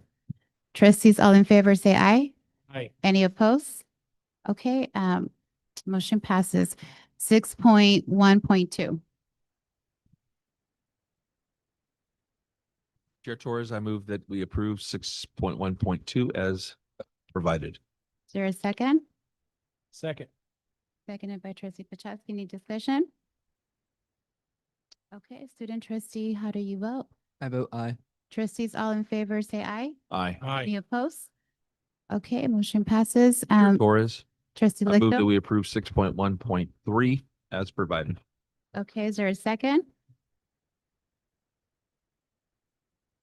Chair Torres, I second. Okay, thank you, student trustee. Discussion. Chair Torres, Trustee Pachowski. this particular administrative procedure adds some new and significant language to it, specifically with respect to the section titled Proposed Resolutions. Having read through this, there are some suggested changes I'd like to make to the language in this procedure. In the paragraph that starts with proposed resolutions involving, that's the third paragraph under proposed resolutions. The fourth line, it says and may be directed. I'd like to change may to shall.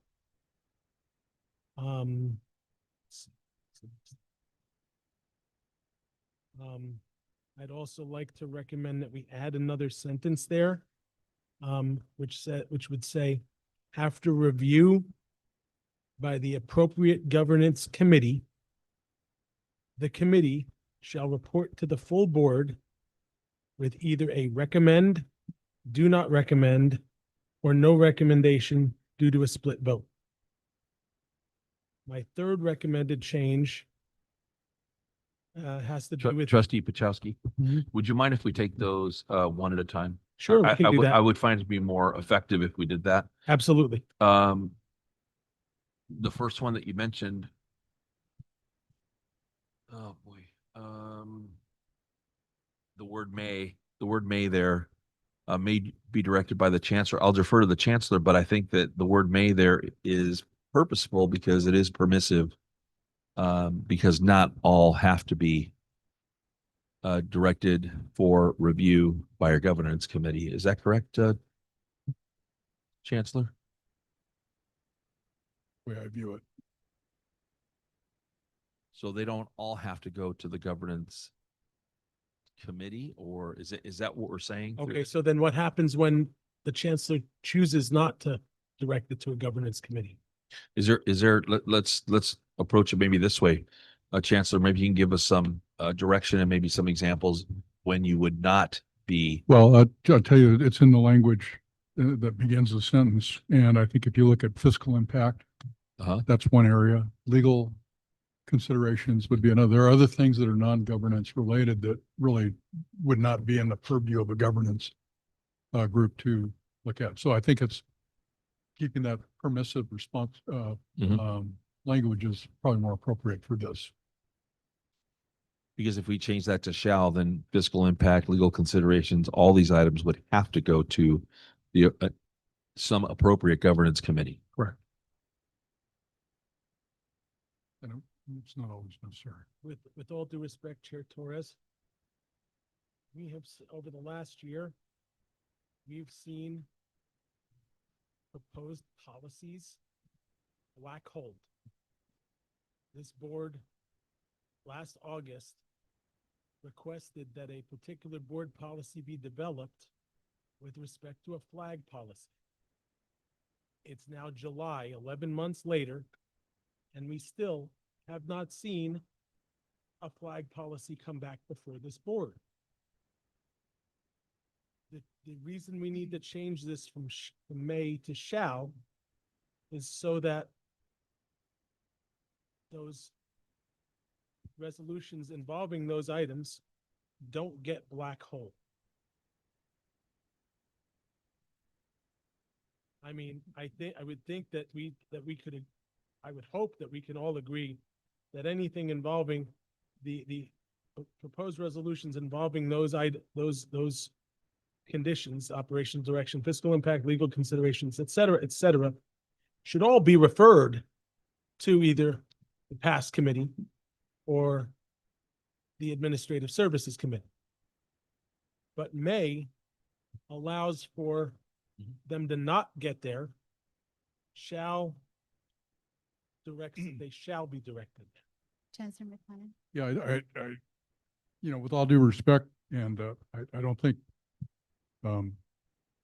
Pachowski understands the role of participatory governance in our district and the time that's invested in those processes through the various, we have 3 colleges, we have a pretty involved governance policy. But to refer to the timing of a particular policy development, and these things do get prioritized through the process as being black holed, this actually somewhat offensive to the people who are involved in that work. Chair Torres? Trustee Pachowski. I distinctly recall having a conversation with Lisa Putnam regarding a flag policy while I was meeting with the chancellor in a one-on-one situation. And she said at the time, it's still sitting on my desk. So I take exception to the chancellor's allegation that I don't understand the governance process. And I take exception to the fact that that it hadn't been black hole, because it was sitting on someone's desk literally for months.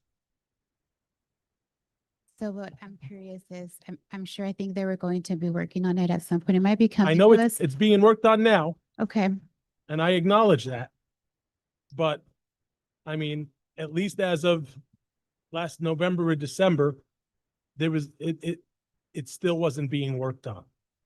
And so that's why there's some importance here in terms of the language, so that it doesn't just fall into, the ether It could move and through a never process. and never gets brought forward.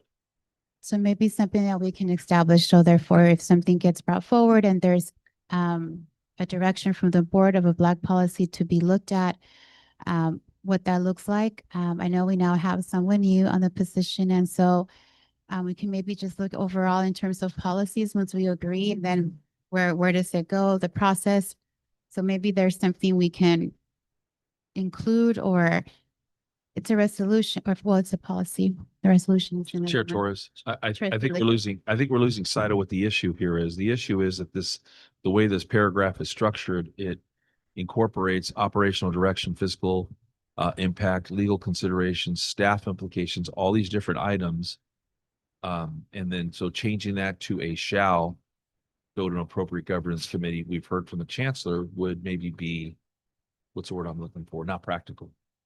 And maybe not necessary, even in some considerate, but so maybe the idea is maybe this one needs to go back to our committee. Maybe the idea is to split off certain things where it would be a shall, like board policies or resolutions or what have you, and keep in the may category some of these other items.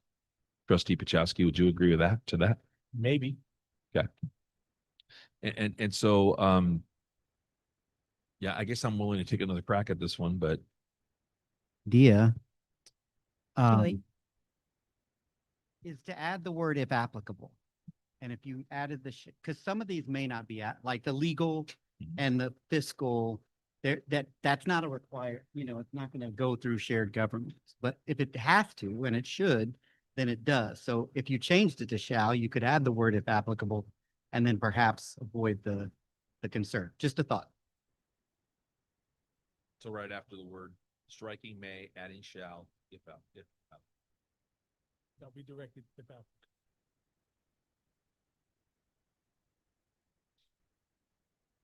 Okay with that. Trustee Chancellor. On that paragraph, I do have one recommendation or thought.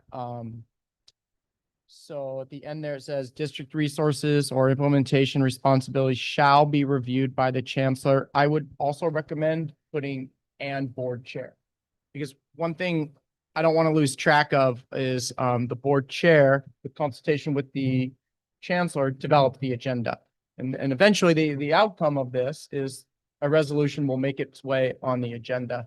And I'm not, this is not saying anything negative, and this is a hypothetical, this isn't based on something that happened, but if a resolution is created that falls in the category of being frivolous, ridiculous, something like that, not saying it has. But if that is the case, I don't want to waste resources and time because of a policy that it will go through governance committee.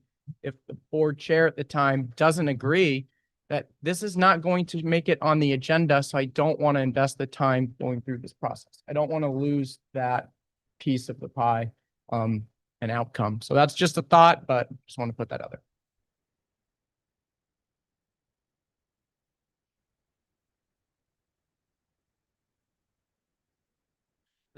That by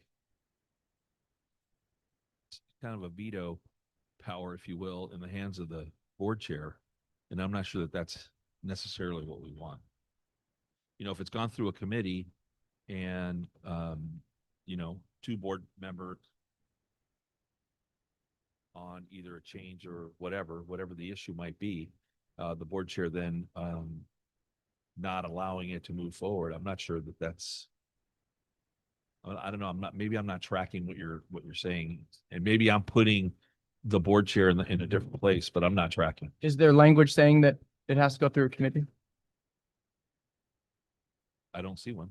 That's one. Yeah. So ultimately, I think that I don't want to lose not value, but that policy that we currently have in place, that the board chair is in fact has veto power or is a gatekeeper of things on the agenda to make sure that we are following in timelines, working with the district and what have you. So I still think it's an important component to have in there, but I hear you. Chair Torres, I do have a question. Trustee Pachowski. For Trustee Lichtel and Trustee Chancellor, since you're the ones that have been working on this policy.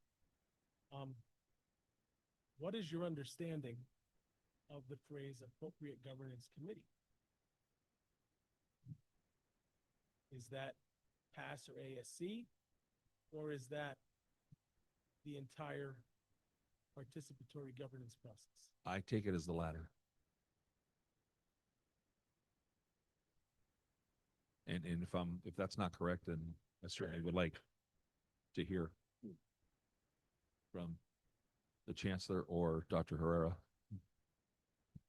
An example would be the flag policy is in DCSS, which is a district-wide participatory governance. So the participatory governance would be correct. So I agree there, Trustee Pachowski.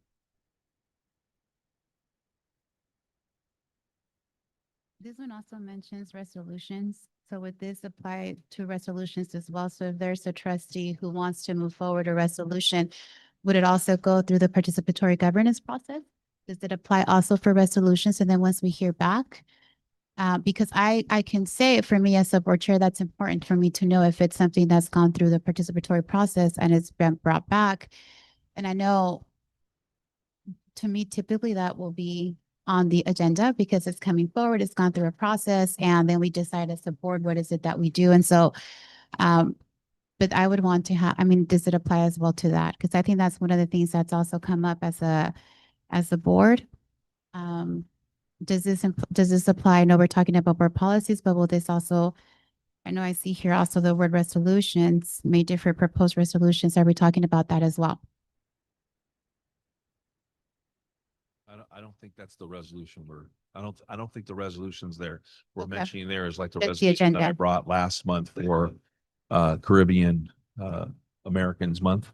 I think that's a different resolution. That would go under ceremonial or Correct. commemorative. Only because I noticed it listed here. Also, resolutions that are ceremonial or commemorative in nature may be Right. considered for agenda placement in consultation with the board chair and the chancellor.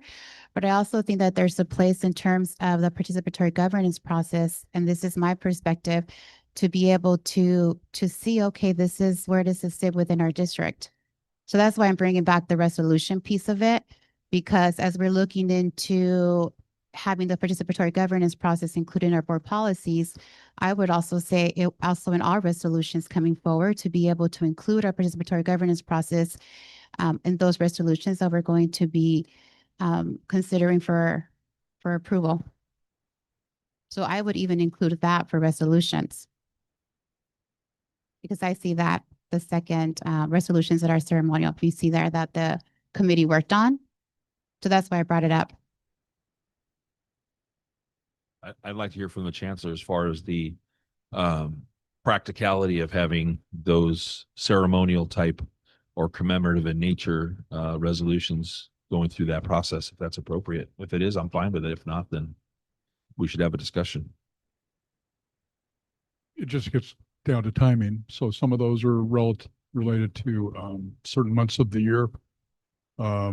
Many of the ones that we have considered are resolutions that are already on the books, so that we don't need to re-resolute them, so to speak. But if there's an interest in a particular resolution, like there was recently, and it's tied to a specific month, then obviously that wouldn't allow the process to happen until following cycle. But I do say that anything that you want to consider for board action around resolutions, having it go through a governance process is, I think it's a good practice. That's my feeling. Trustees, any discussion regarding that? Because I would want to include that also here, that it goes through the governance process, because it's it impacts all of us. And just as we're being inclusive of everyone, as well as our board policies, I think also for the resolutions.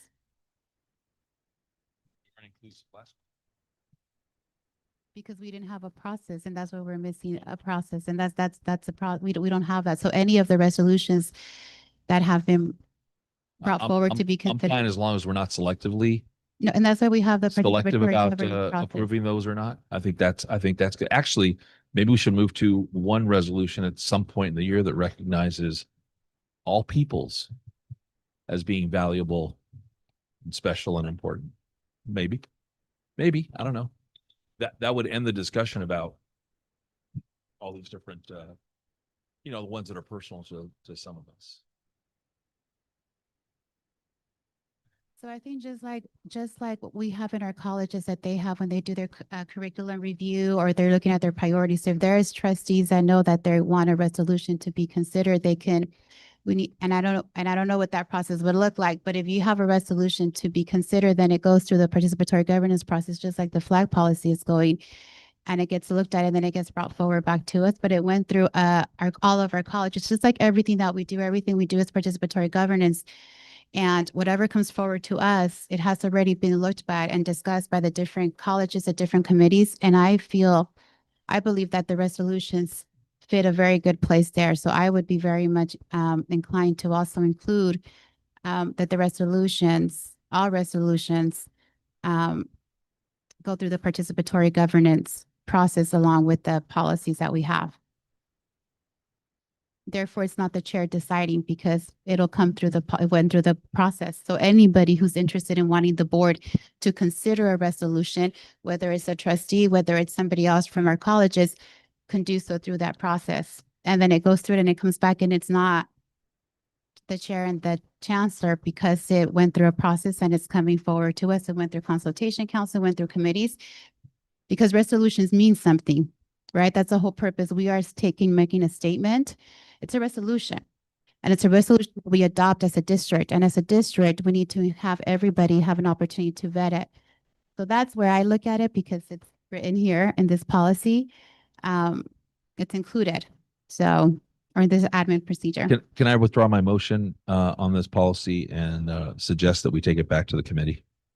Okay. Chair Torres, I just wanted to point out one thing real fast here. Based on the way that this is written with appropriate governance committee. I know that obviously we all know that within the last year, you were absent a few times. And each of those times, we as a board were required to pass a resolution to authorize, to basically excuse your absence and authorize your stipend as a trustee. That would have to go through the participatory governance process. Have it based go on through the way- process. Have it go through the process. Have it go through the process as well. Well, I would suggest we take it back to our committee and trustee chancellor and I maybe come up with some better, with a lot of support from Chelsea, can come up with some better language that would suffice, So better I serve think us. Student trustee Lake did withdraw his motion. So would you? Withdraw mine, Madam Okay. Chair. Chair Torres, Trustee Matu? I'm in agreement that we're not prepared to take action on this particular item tonight and that it should rightly go back to the subcommittee. But have we been given all of the appropriate or all of the input that other trustees may want to provide for the committee members to go back and rehash this? So trustee Pachowski, I'm not sure that you had raised all of the concerns that. I had not, but I will address that with one of the ad hoc committee members. So that they can choose to potentially incorporate that as they go back. It'd be better to do that in. Yeah, open I session. think it would be I can do appropriate to that. do it now, So yeah. that input is there and they could take it all back as a gestalt and come back with a revised policy. All right, so then. Admin, Greg. So then the one was shall be directed. Second one would change the end of that sentence from for agenda placement to for placement on the full board agenda. Just to make it clear that it's being placed on the full board agenda. I had a question regarding the definition of administrative review in the next paragraph.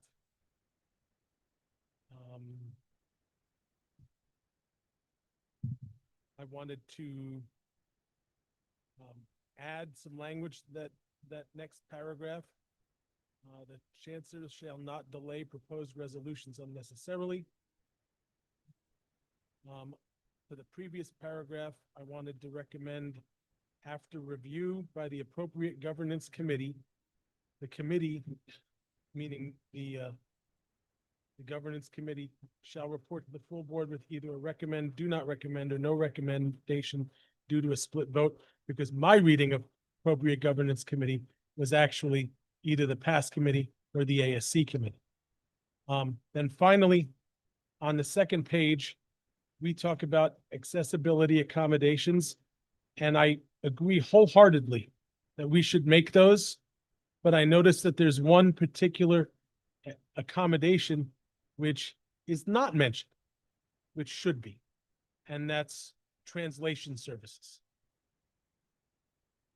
Because we could easily have a member of the public come before us and want to make a comment, and they may not speak English, and we should be providing them with necessary translation services, if necessary, if we're given appropriate notice on the need for those services.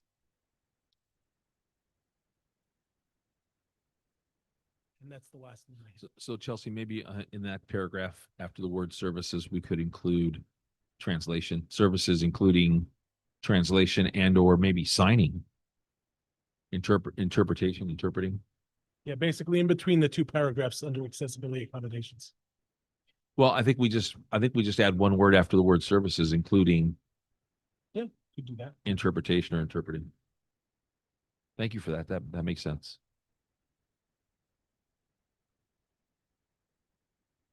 Anything else on this one before we take another bite at it?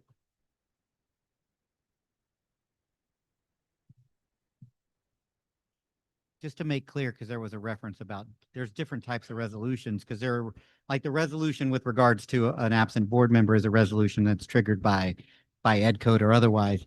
This policy, is my understanding, is just about resolutions that are coming from the board and not including resolutions that would come from, say, the staff or otherwise. So.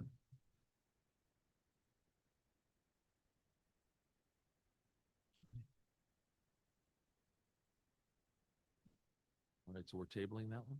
So this one's going back to the ad hoc committee. Well, let's take a shot at 6.1.4, and I will optimistically move that we approve as submitted. Is there a second? Second. Okay. Is there any discussion? Chair Torres, Trustee Pachowski? I have a proposed addition to this, in front of the first paragraph. The chancellor shall inform the governing board of any travel outside of Ventura County, as well as any vacation days which will be taken.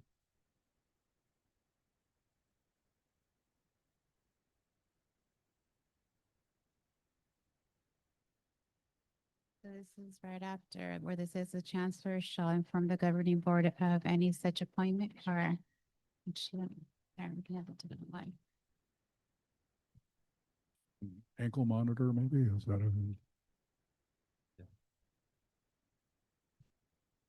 So the question on that is that a more of a contractual? Is that more of a contractual situation or something that would be discussed in the chancellor's contract? As opposed to in a policy? I'm not sure.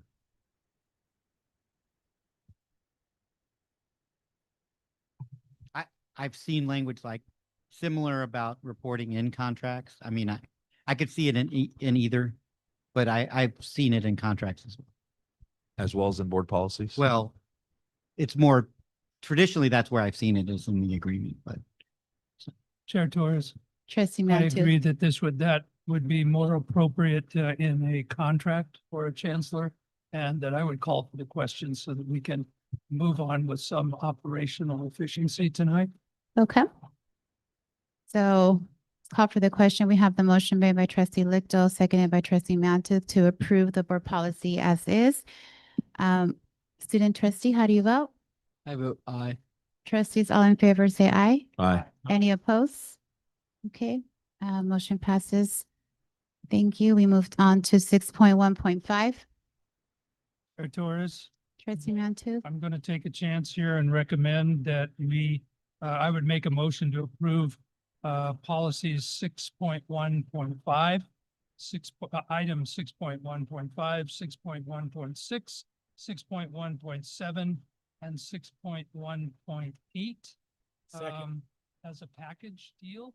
This was reviewed by the Administrative Services Committee without any objection at that time, and I think it's pretty self-explanatory. That's my motion. Second. Okay, so we have a motion made by trustee Mantu to pass 6.1.5, 6.1.6, 6.1.7, 6.1.8, seconded by trustee Pachowski. Any discussion? Student trustee, how do you vote? I vote aye on these items. Okay.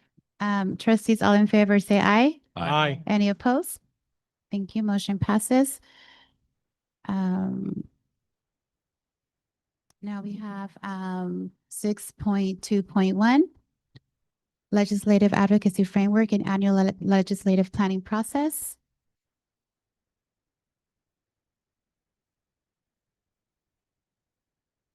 Councilor McLennan? You have a report. I'm going to refer to Chelsea to answer any questions the board has. It should be fairly self-explanatory. Good evening, Chair Torres, trustees, Chancellor McLennan. I'm happy to run through kind of broader overview if you like, or if you prefer to just go to questions, we can do that. What would be your preference? Trustee Chancellor? I'm gonna backwards map this one a little bit and ask it in a different way. When we hopefully, there'll be some advocacy from the trustee level and our leadership. When we go to Sacramento and we go to DC, does this new framework or timeline and work invested in this that's before us tonight, will that provide us with some, I don't know if tangible is the right word, but just a list of projects that we'll actually be seeking assistance with? Sure. So maybe I will kind of give a broad overview of this plan and what that looks like. Basically, this is a legislative advocacy framework and annual planning process designed to establish a more structured and intentional approach to the district's state and federal advocacy efforts.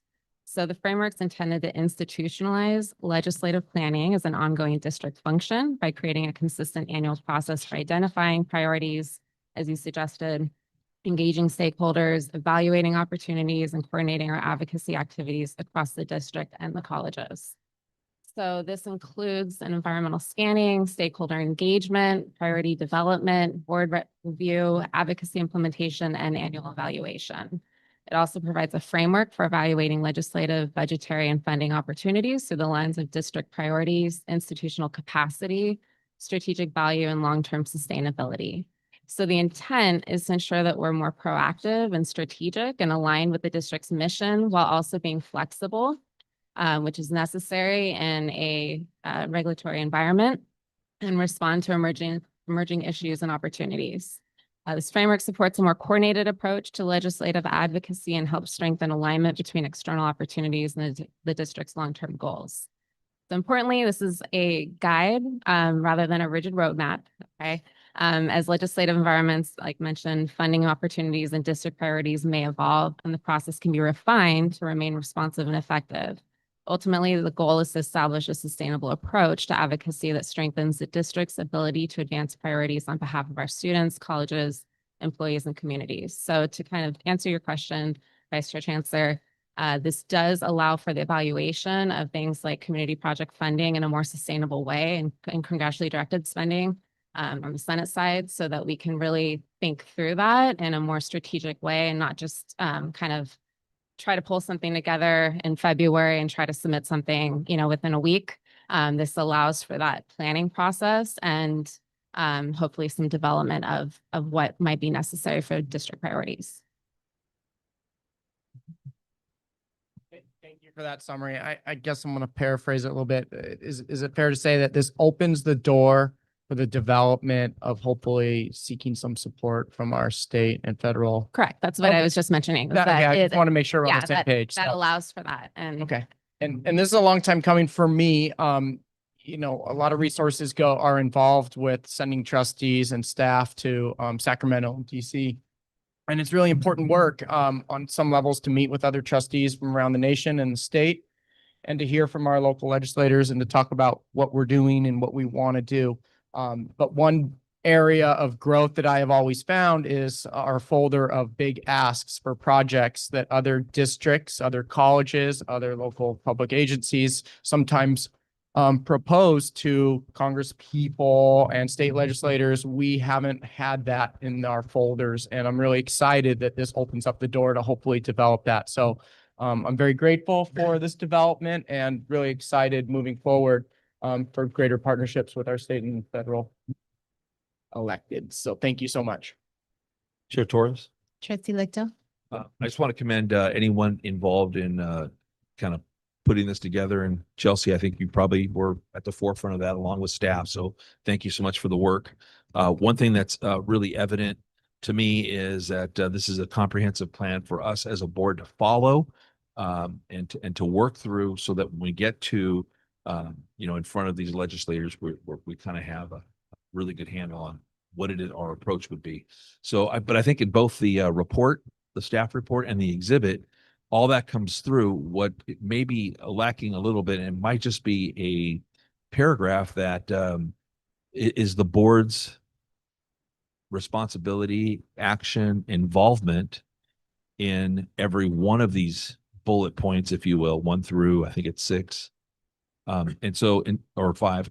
And so instead of naming the board throughout, maybe something that's introductory that says, the intention is to prepare board members as well as district staff, so make the board kind of that would be my ask. And that if that, and I hope that clarifies. Certainly. Any further question? Chair Torres, Trustee Matthew? I would echo the request of trustee Lichtel, because one of the things that you should feel very strongly about is that we are cheerleaders for the district and its operations and its students. And so to make sure that it's understood that the board has a role here, in that advocacy, and doesn't separate the board from this particular framework, which is excellent.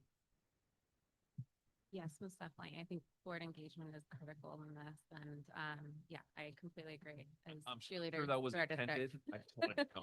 Yeah, definitely. Thank you. Chair Thank you. Torres. Trustee Pachowski? I want to echo the comments of each of the other trustees. I think this is outstanding. So I thank everybody that was involved with this particular proposal and framework. I think it's something that's very much needed. Having been to both Sacramento and DC each of the last 2 years, it's something that I think that as a whole, the board has kind of felt like we need to have our act together better when we go to sit down with our legislators in Sacramento and DC. And from what it looks like to me, it looks like this is going to get that done. And so I'm very appreciative of this particular framework, and I look forward. The only thing I might add is, during each of the stages, perhaps we can have periodic updates. That's the only thing I would potentially ask. Agreed. Trustee Chancellor?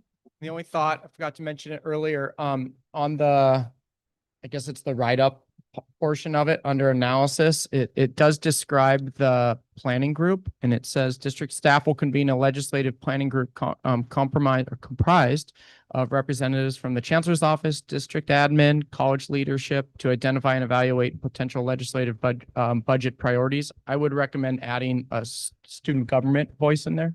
I know later it says they will solicit information from students, but just an idea to include students in that process, because I'm sure they would be eager to give their input as well. Chairwoman Torres, if I may add on to trustee Chancellor's comments, I do agree that it's important to have the student government of the colleges involved, because one thing I would say when I was in student government is there are students elected to serve the students.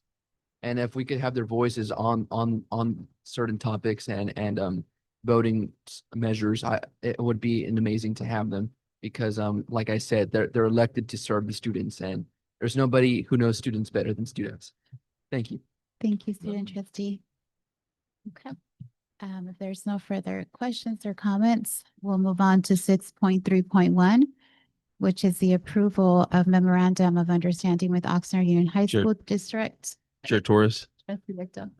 I move that we approve 6.3.1 memorandum of understanding with Oxnard Union High School District for the joint operation and support of Oxnard Middle College High School, a program that I believe is highly successful and very much needed in our community. And I commend all those that are involved and connected with that program. Motion made by trustee Lichtel to approve 6.3.1, seconded by trustee Mantu. Okay. Trustee Chancellor is going to abstain from this vote. Student trustee, how do you vote? I vote aye. All other trustees, all in favor, say aye. Aye. Aye. And trustee Chancellor abstains. Trustee Torres? Yes. There is and when you receive and file, there's generally a motion to receive and file. So Okay. I do recommend for 6.2.1 that there be a motion to receive and file the legislative advocacy framework and process. Okay. Second. Okay. So motion made by trustee Mantooth to receive and file, seconded by trustee Pachowski. Student trustee, how do you vote?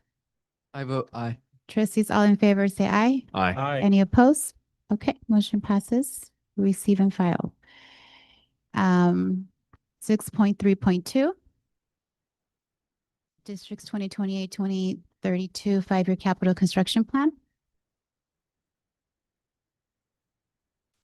Second.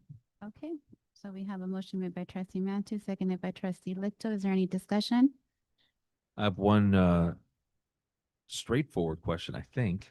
Trustee Lichto? I'd like to know of any major changes to this plan, if we can do that in a Reader's Digest version, compared to the last time we reviewed these plans.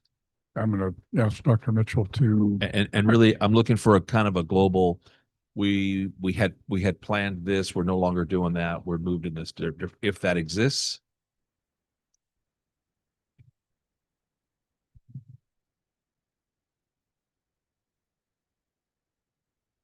Comparison to last year, I don't have that available. In looking at the plans, they look very similar in the top 10. It goes beyond the top 10, but I could provide that to you. That's good enough for me. Okay. We call for the question. Our student trustee just stepped out. Oh. Request to move forward. Okay. Absent the advisory vote. Okay. So we have a motion made by trustee Mantooth, seconded by trustee Lichto to approve 5-year capital construction plan. Trustees, all in favor, say aye. Aye. Any opposed? Okay, motion passes. Chair Torres. Trustee Lichto. Move to approve 6.4.1, approval of increased compensation for all regular non-union classified, including confidential supervisors, managers, and administrators. And I will marry that with 6.4.2, approval board resolution 2026-10, classified unrepresented salaries and benefits. Okay. So we have a motion made by trustee Lichto, seconded by trustee Mantooth to approve 6.4.1, 6.4.2. Any discussion? Sir? We received some public comments in regards to, I guess, disappointment or some questions about provisional employees not receiving the same salary increase. Is there any clarification or response to that? Chancellor McClellan. These provisional employees, and I think that in the reference, they referenced themselves as provisional classified employees, but there is no designation as a provisional classified employees. These are the kind of non-academic and the individuals that are listed in the ed code as essentially temporary employees and workers, and generally they're not included in these types of salary schedules. In fact, they're just paid on the hourly basis based on that, or is that how their salary goes? Based on their classification. So generally they as not being classified employees are not included in the classified salary schedule. I mean, they're on the class. They're on the they're Can we temporary have, employees. can we have Ms. Barroso speaking on the microphone so we know what the conversation is? Yeah, so they aren't a classified employee. The assignment that they take is a classified role appointment. Yeah, they're under, it is on a temporary basis. Ed code that they're not considered they're not considered traditional classified employees. So an example might be someone in a temporary position, somebody's out on a maternity leave, they're there for 3 months. We're talking about individuals such as those. Is that what we're talking about here? Or somebody's on a medical leave, or is that the scenario that we're discussing here? Yeah, so I think the question is, we do update the salary schedule, Joey. So what would be the effective date of the change to that compensation for anybody coming in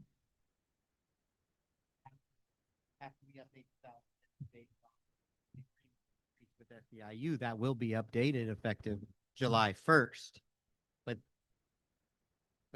But they're not, they aren't part of the retroactive group that is part of the agreement. And I know that our SEIU representative is here and will agree that they're not considered under their agreement as classified employees. Thank you for that, because that was going to be my next question to you. But so it sounds like we're in accord there.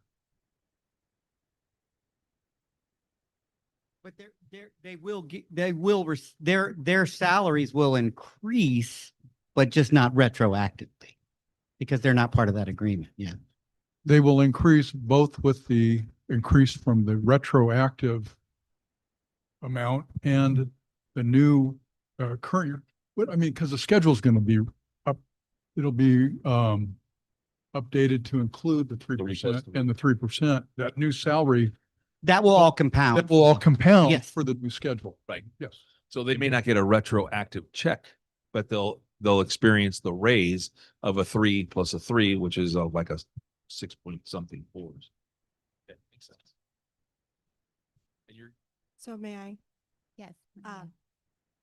That's correct. So they are not part of the classified unit. They're also not a permanent employee. So yes, when the salaries get adjusted, of course, they will see the increase on the paycheck. They're just not able to receive the retroactive pay. thank you. Thank you. Trustee Chancellor. Yeah, I think this highlights something that I mentioned, I don't know, 2, 3 months ago, and it was brought to my attention that we have some provisional employees that have been employees for this district through that classification for years. This isn't just like a maternity coming in for 3 months, and these employees are not receiving benefits.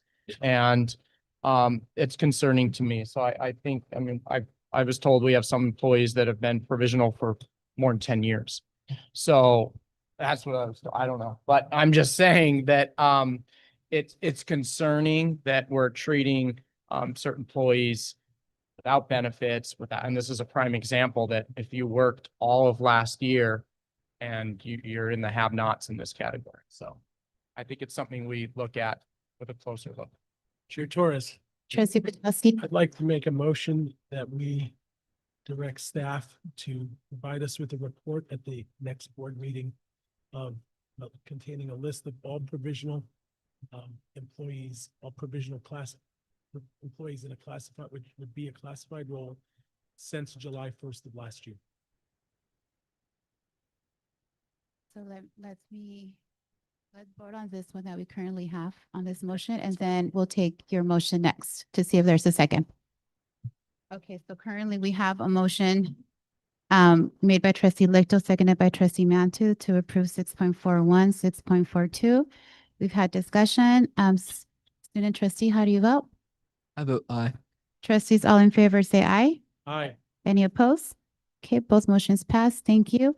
We have a request from trustee Paczkowski to the board to ask district to please provide us by our next board meeting a list of all of the professionals, paraprofessionals classified from July 1st of last year. Did I capture that correctly? Who were provisional as of provisional. July 1st of last year and are still in a provisional role, meaning they served the entire year in that provision. Okay, thank you for clarifying it. So there's a motion.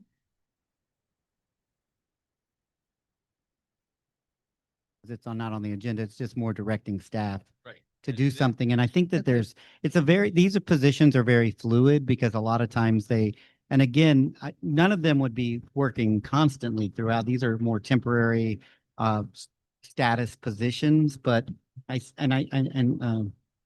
Chancellor Barroso may indicate that it may take a little more time than. Well, and Dr. Sanchez, shouldn't that be handled through either an individual trustee report or request for future items? Yes. Be more appropriate there because So you that's what can't I'm make a thinking. motion that's not on the agenda.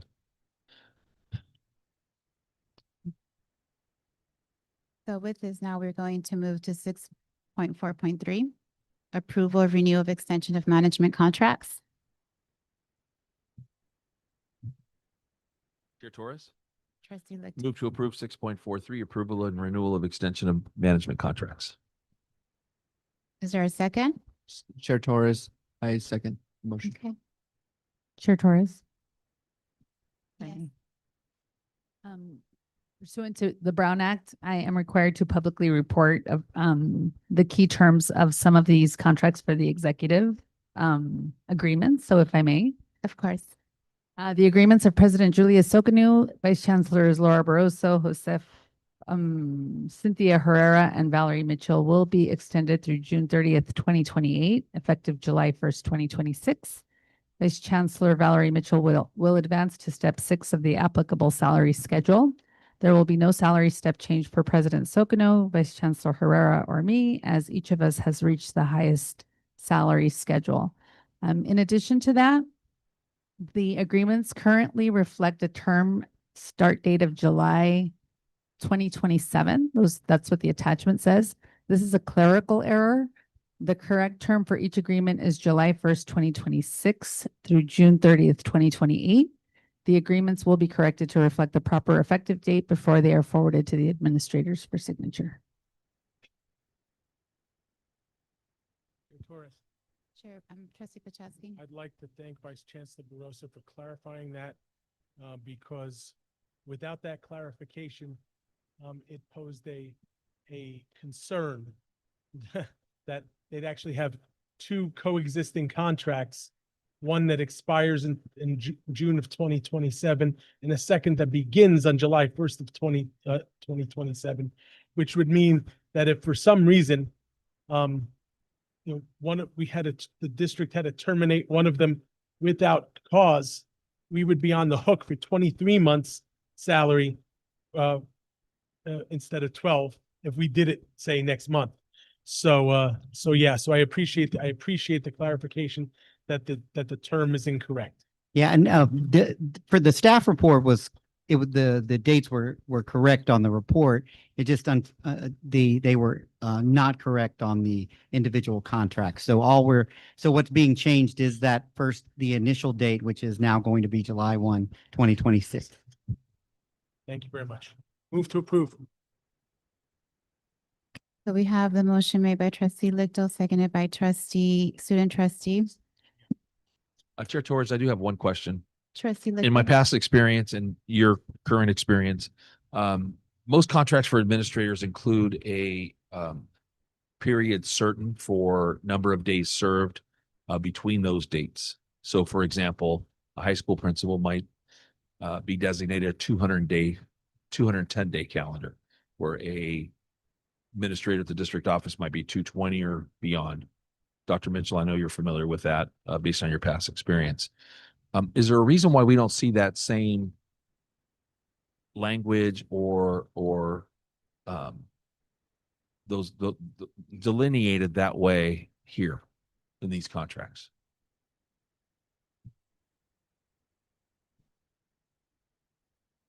I've not seen it here, but that's something we can research. Is there a standard like that do these administrators have a like their set number of days?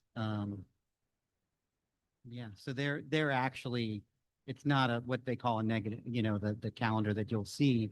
And yeah, it's not a positive calendar, and they have vacation days. And so it's not treated as a positive calendar, Trustee Lichtel, where in K-12, sometimes we'll see a lot of they don't have vacation days, very similar to like say faculty, and then that's how it's done.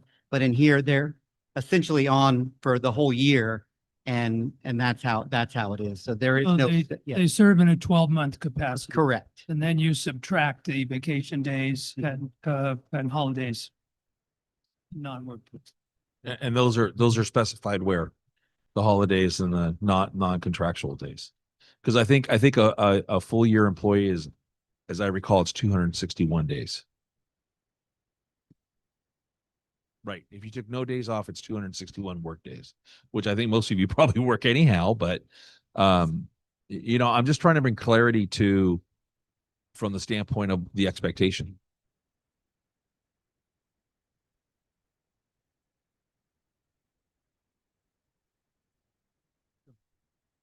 part of the policy that with regard to get.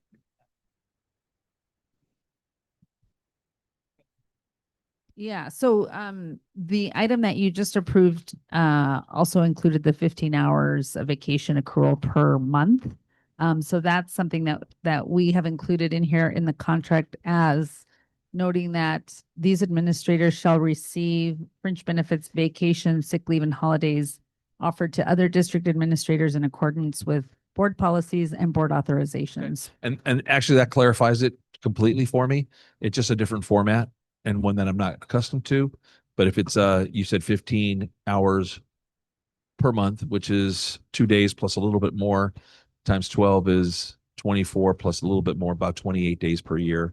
So it puts your calendar at somewhere around 223 or so. So that's from my from the perspective, actually 233. Said 15 days per, 15 Hours per month. So it's less than 2 days. per Oh, month. you're right. Just, Yeah. just under 2 days. You're right. I stand corrected. Thank you. Well, actually, we won't get into the nuances of lunch periods because I know you don't take Yeah, those we- either. As But I'm good. Thank you. I think we want to leave it alone because as professional employees, we want to make sure that you work all weekends and, you know, Absolutely. at least 20-hour days. Absolutely. Okay, any further discussion, comments? Okay, so we do have a motion on the table made by trustee Lichtel, seconded by our student trustee. Student trustee, how do you vote? I'm sorry, there was a spider incident. Oh, thank you for capturing the spider. Yeah. So we're now taking the vote on the motion that you seconded for approval. As stated, it's for the recommendation to approve all of the contracts that were proposed. Trustee Lichtel made the motion and then you seconded. And so now we had discussion and we're getting ready to take the vote unless you have a In that comment. case, aye. Okay. Trustees, all in favor, say aye. Aye. Any opposed? Okay, motion passes. 6.4.4, approval of board resolution 2026-09, layoff permanent classified employees. Chair Torres. Hey, it's our duty. And we had a great explanation related to this item, so I appreciate that, Ms. Barroso. I move that we approve 6.4.4, approval of board resolution 2026-09, layoff permanent classified employees. Is there a second? Second. Okay, seconded by trustee Pachowski. Any discussion? Okay. Just a public thank you to HR for making sure that folks that are laid off, hopefully find places either on a reemployment list or wherever they do back in our district. So I appreciate that. Okay. Student trustee, how do you vote? I vote, I abstain. Okay. Trustees, all in favor, say aye. Aye. Okay, any opposed? Motion passes with our student trustee abstaining. Chancellor's report. Thank you. I'll make it very brief. The board was received and it's in part of the public materials, written report, mostly dealing with report on the Chancellor's Strategic Advisory Council, and that convening discussed transition of district leadership and the focus and priorities, input gained from that group in terms of what they would like us to know moving forward. We'll summarize that information and make that more widely available, certainly to the board as well. For all of you, those of you who've been, watching this tonight, thank you for sticking with it. I know this has been a little bit interesting. I'm in an interesting position, and I appreciate the emails and public statements and media coverage, other things that have been certainly the feedback that I've received from others in the community about the work we've done over the last 4 years. I'm committed to continuing the work over this next year to represent the district and move this forward. But I just want, for those of you who have either sent me an email or made an expression of support, I do want you to know that I am humbled by it and very appreciative, and I am fine. Thank you. Thank you, Chancellor McLennan. We have our trustee report, student trustee. So I hope everyone's been having a good month. I know that my month's been a roller coaster. Um, uh, uh, well, before anything, I wanted to acknowledge the stuff that I've been working on this last month. As people may or may not know, I started my own organization and right after high school. It's called ARMA, and we're very happy to team up with Miss Simi Valley and the James Store, which is a foster store that gives back to foster children to raise hygiene products for foster children. I actually got the opportunity to team up with one of my good friends who is pushing an initiative to have a charity night where we may or may not have special guests performing and special MLB players there as well. It's still in the process of being worked on, but we're expected to raise a decent amount of products for foster children across Ventura County. To be specific, around 2,000 foster children. I also had the great opportunity to meet with my mayor of the city of Oxnard to discuss future projects that I would love to do with him across the county, not just the city, but the county. And I did meet with supervisors as well to discuss this as well. One thing that people may or may not know about me is I'm very optimistic about students and the potentials that they have, because it only takes one person to open a key to a student who may or may not have that one special thing they want to push in to succeed. So that's one of the things I did this month is I had 17 meetings with my board and my mayor and a bunch of local and county government officials, elected officials. I also had the great privilege to have a one-on-one meeting with Dr. Hall. It was a very positive meeting, and we both discussed stuff that we would love to do in Oxnard College. And of course, we both have a lot in common, and I do appreciate him being really on it when it comes to emails, especially his assistant Cece. Shout out to her. So we were there. I was expecting like a 15-minute introduction meeting, and it was a 49-minute. I think both of us have something in common, is that we talk a lot. Yeah. So that so so that was something that that we did. And I also trying to schedule meetings with all the student government presidents and all the presidents across the colleges. And as well as I want to thank Dr. Herrera for her time as acting president of Oxnard College. She was really on it, and I do appreciate her and I would see her every week at Heritage Square at the salsa festival nights, dancing salsa. And so Just telling you. Okay, I won't mention it. And Late for that. and oh, it's already said. At least I know where to see you every Thursday. I should have just danced next to her and say, "Did you get the email?" But I also this last week I also had the great privilege of working with the other colleges to see how hard would it be for us to start a mariachi group in Ventura College. That's something that I really want to push for, because my good friend Robert Valles, who was a former Parks and Recreation Commissioner and the school board member for the Oxnard Union, actually brought the mariachi class to the Oxnard Union.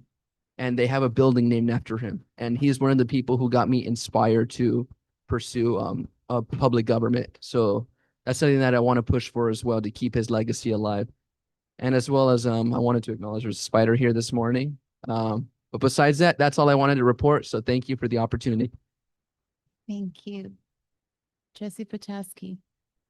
Yeah, since our last board meeting, I had the opportunity to attend the Ventura County Taxpayers Association luncheon on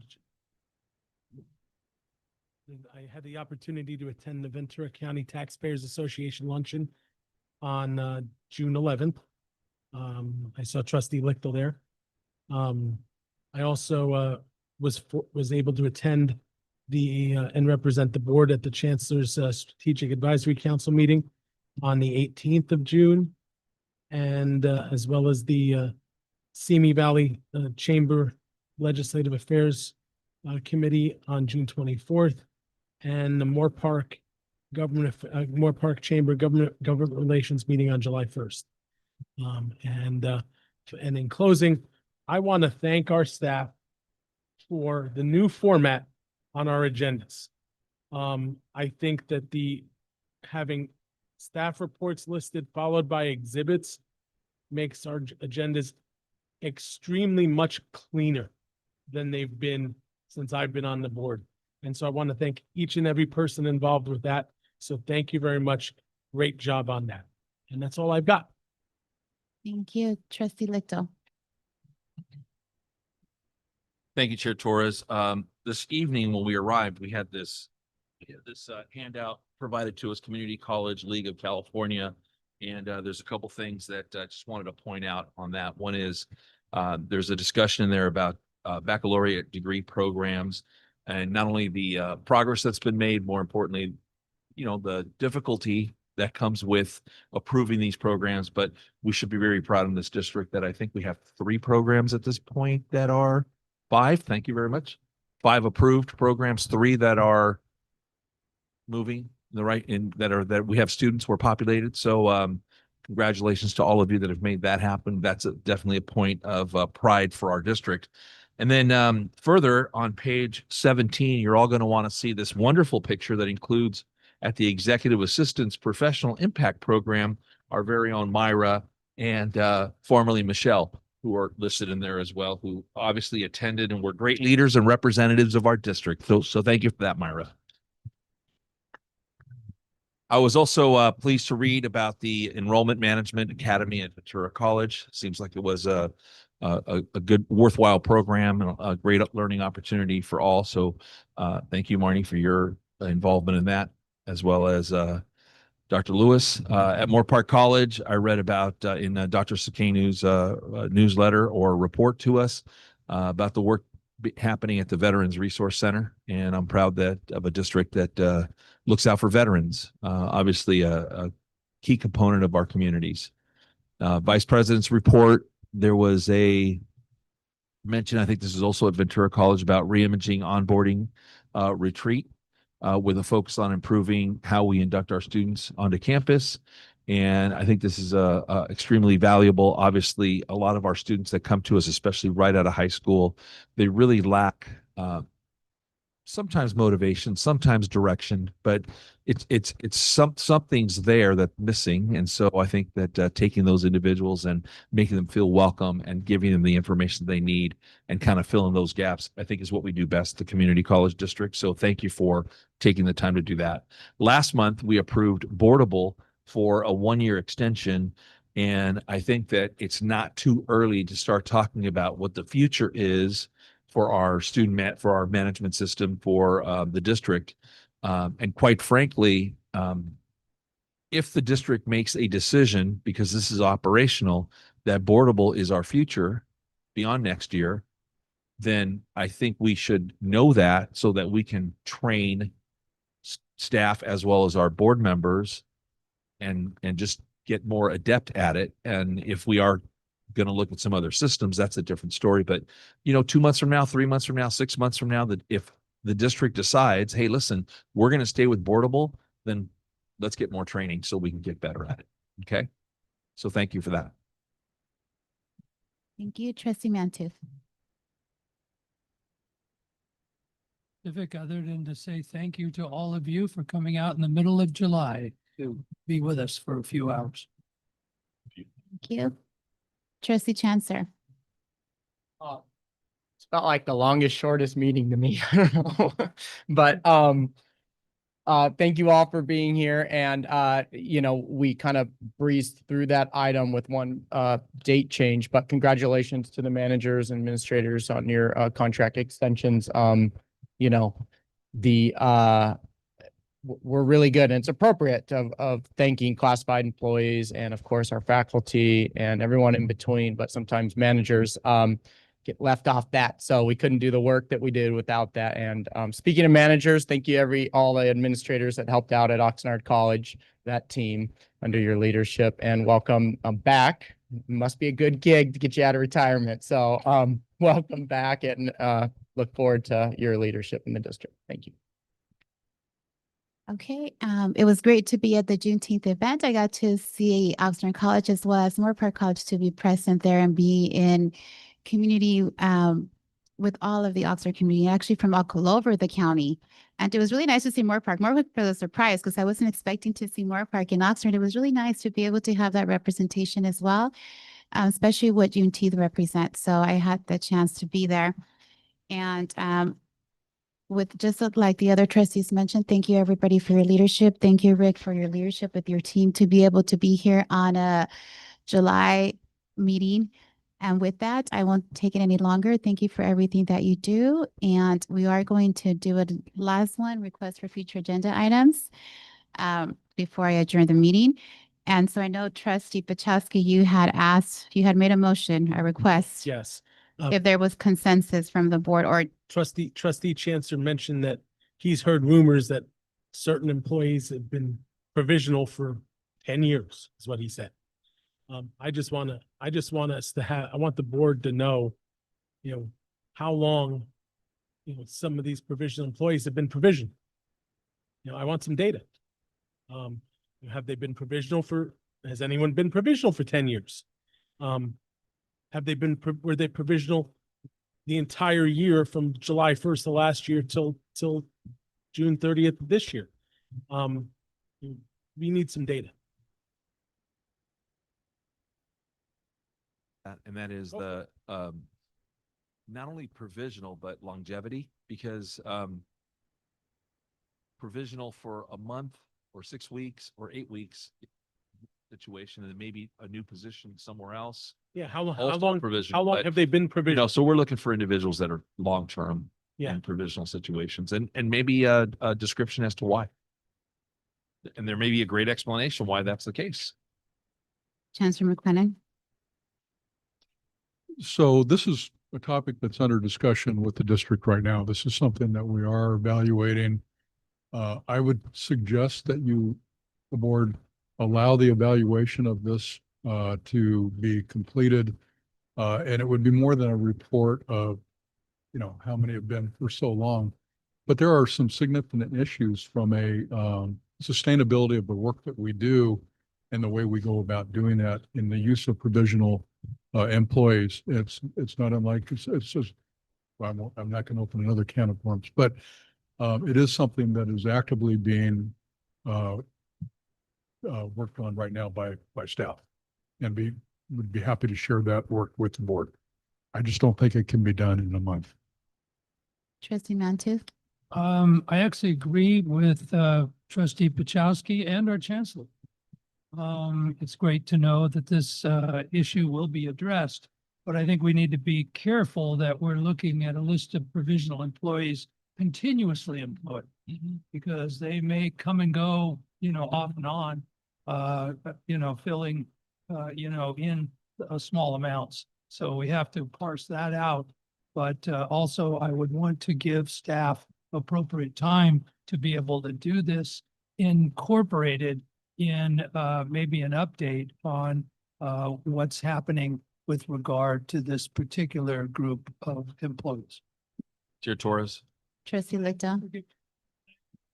Do want us to pay attention to when a request comes from an individual trustee, that we really do go one by one to get the consensus. Because sometimes the force of someone's personality might move the board in one direction or think this is the way the board's going. But let's hear from everybody, an aye or nay, on whether we're really going to pursue this and engage in the staff time and diversion from our other work. Trustee Lickdown. I agree with the request, and like Trustee Mantooth said, I also agree with the Chancellor from the standpoint of providing us the best information possible. And if that's in the works and it delays a month, not 6, then I think we're good with that. So I would appreciate that piece. And I'm kind of wondering, are these individuals, like, for lack of a better term, they're like seasonal? So in other words, they are provisional employees that come in to fulfill a role that is time driven, either during registration or at the end of the school year, we had those at the K-12 level. And, we would bring people in for maybe a number of days, maybe 2 weeks. And if those are the employees we're talking about, I don't necessarily need an answer now, though it would be great too. But just kind of know that that's what those are, as opposed to what I don't want to have us doing necessarily is using provisional employees and not hiring full-time classified. And that's our concern. And your concern is that they may be happening? We need to get a handle on Okay. how And deep it goes and Yep. what the, And I could see how that Yeah. could happen, and we need to fix it. So Chair Torres, if I could ask the Chancellor a question. When you said you don't think it can be done within 30 days, do you think it can be done within 60 days or 90 days? When do you think it will be done? I would say reasonably October.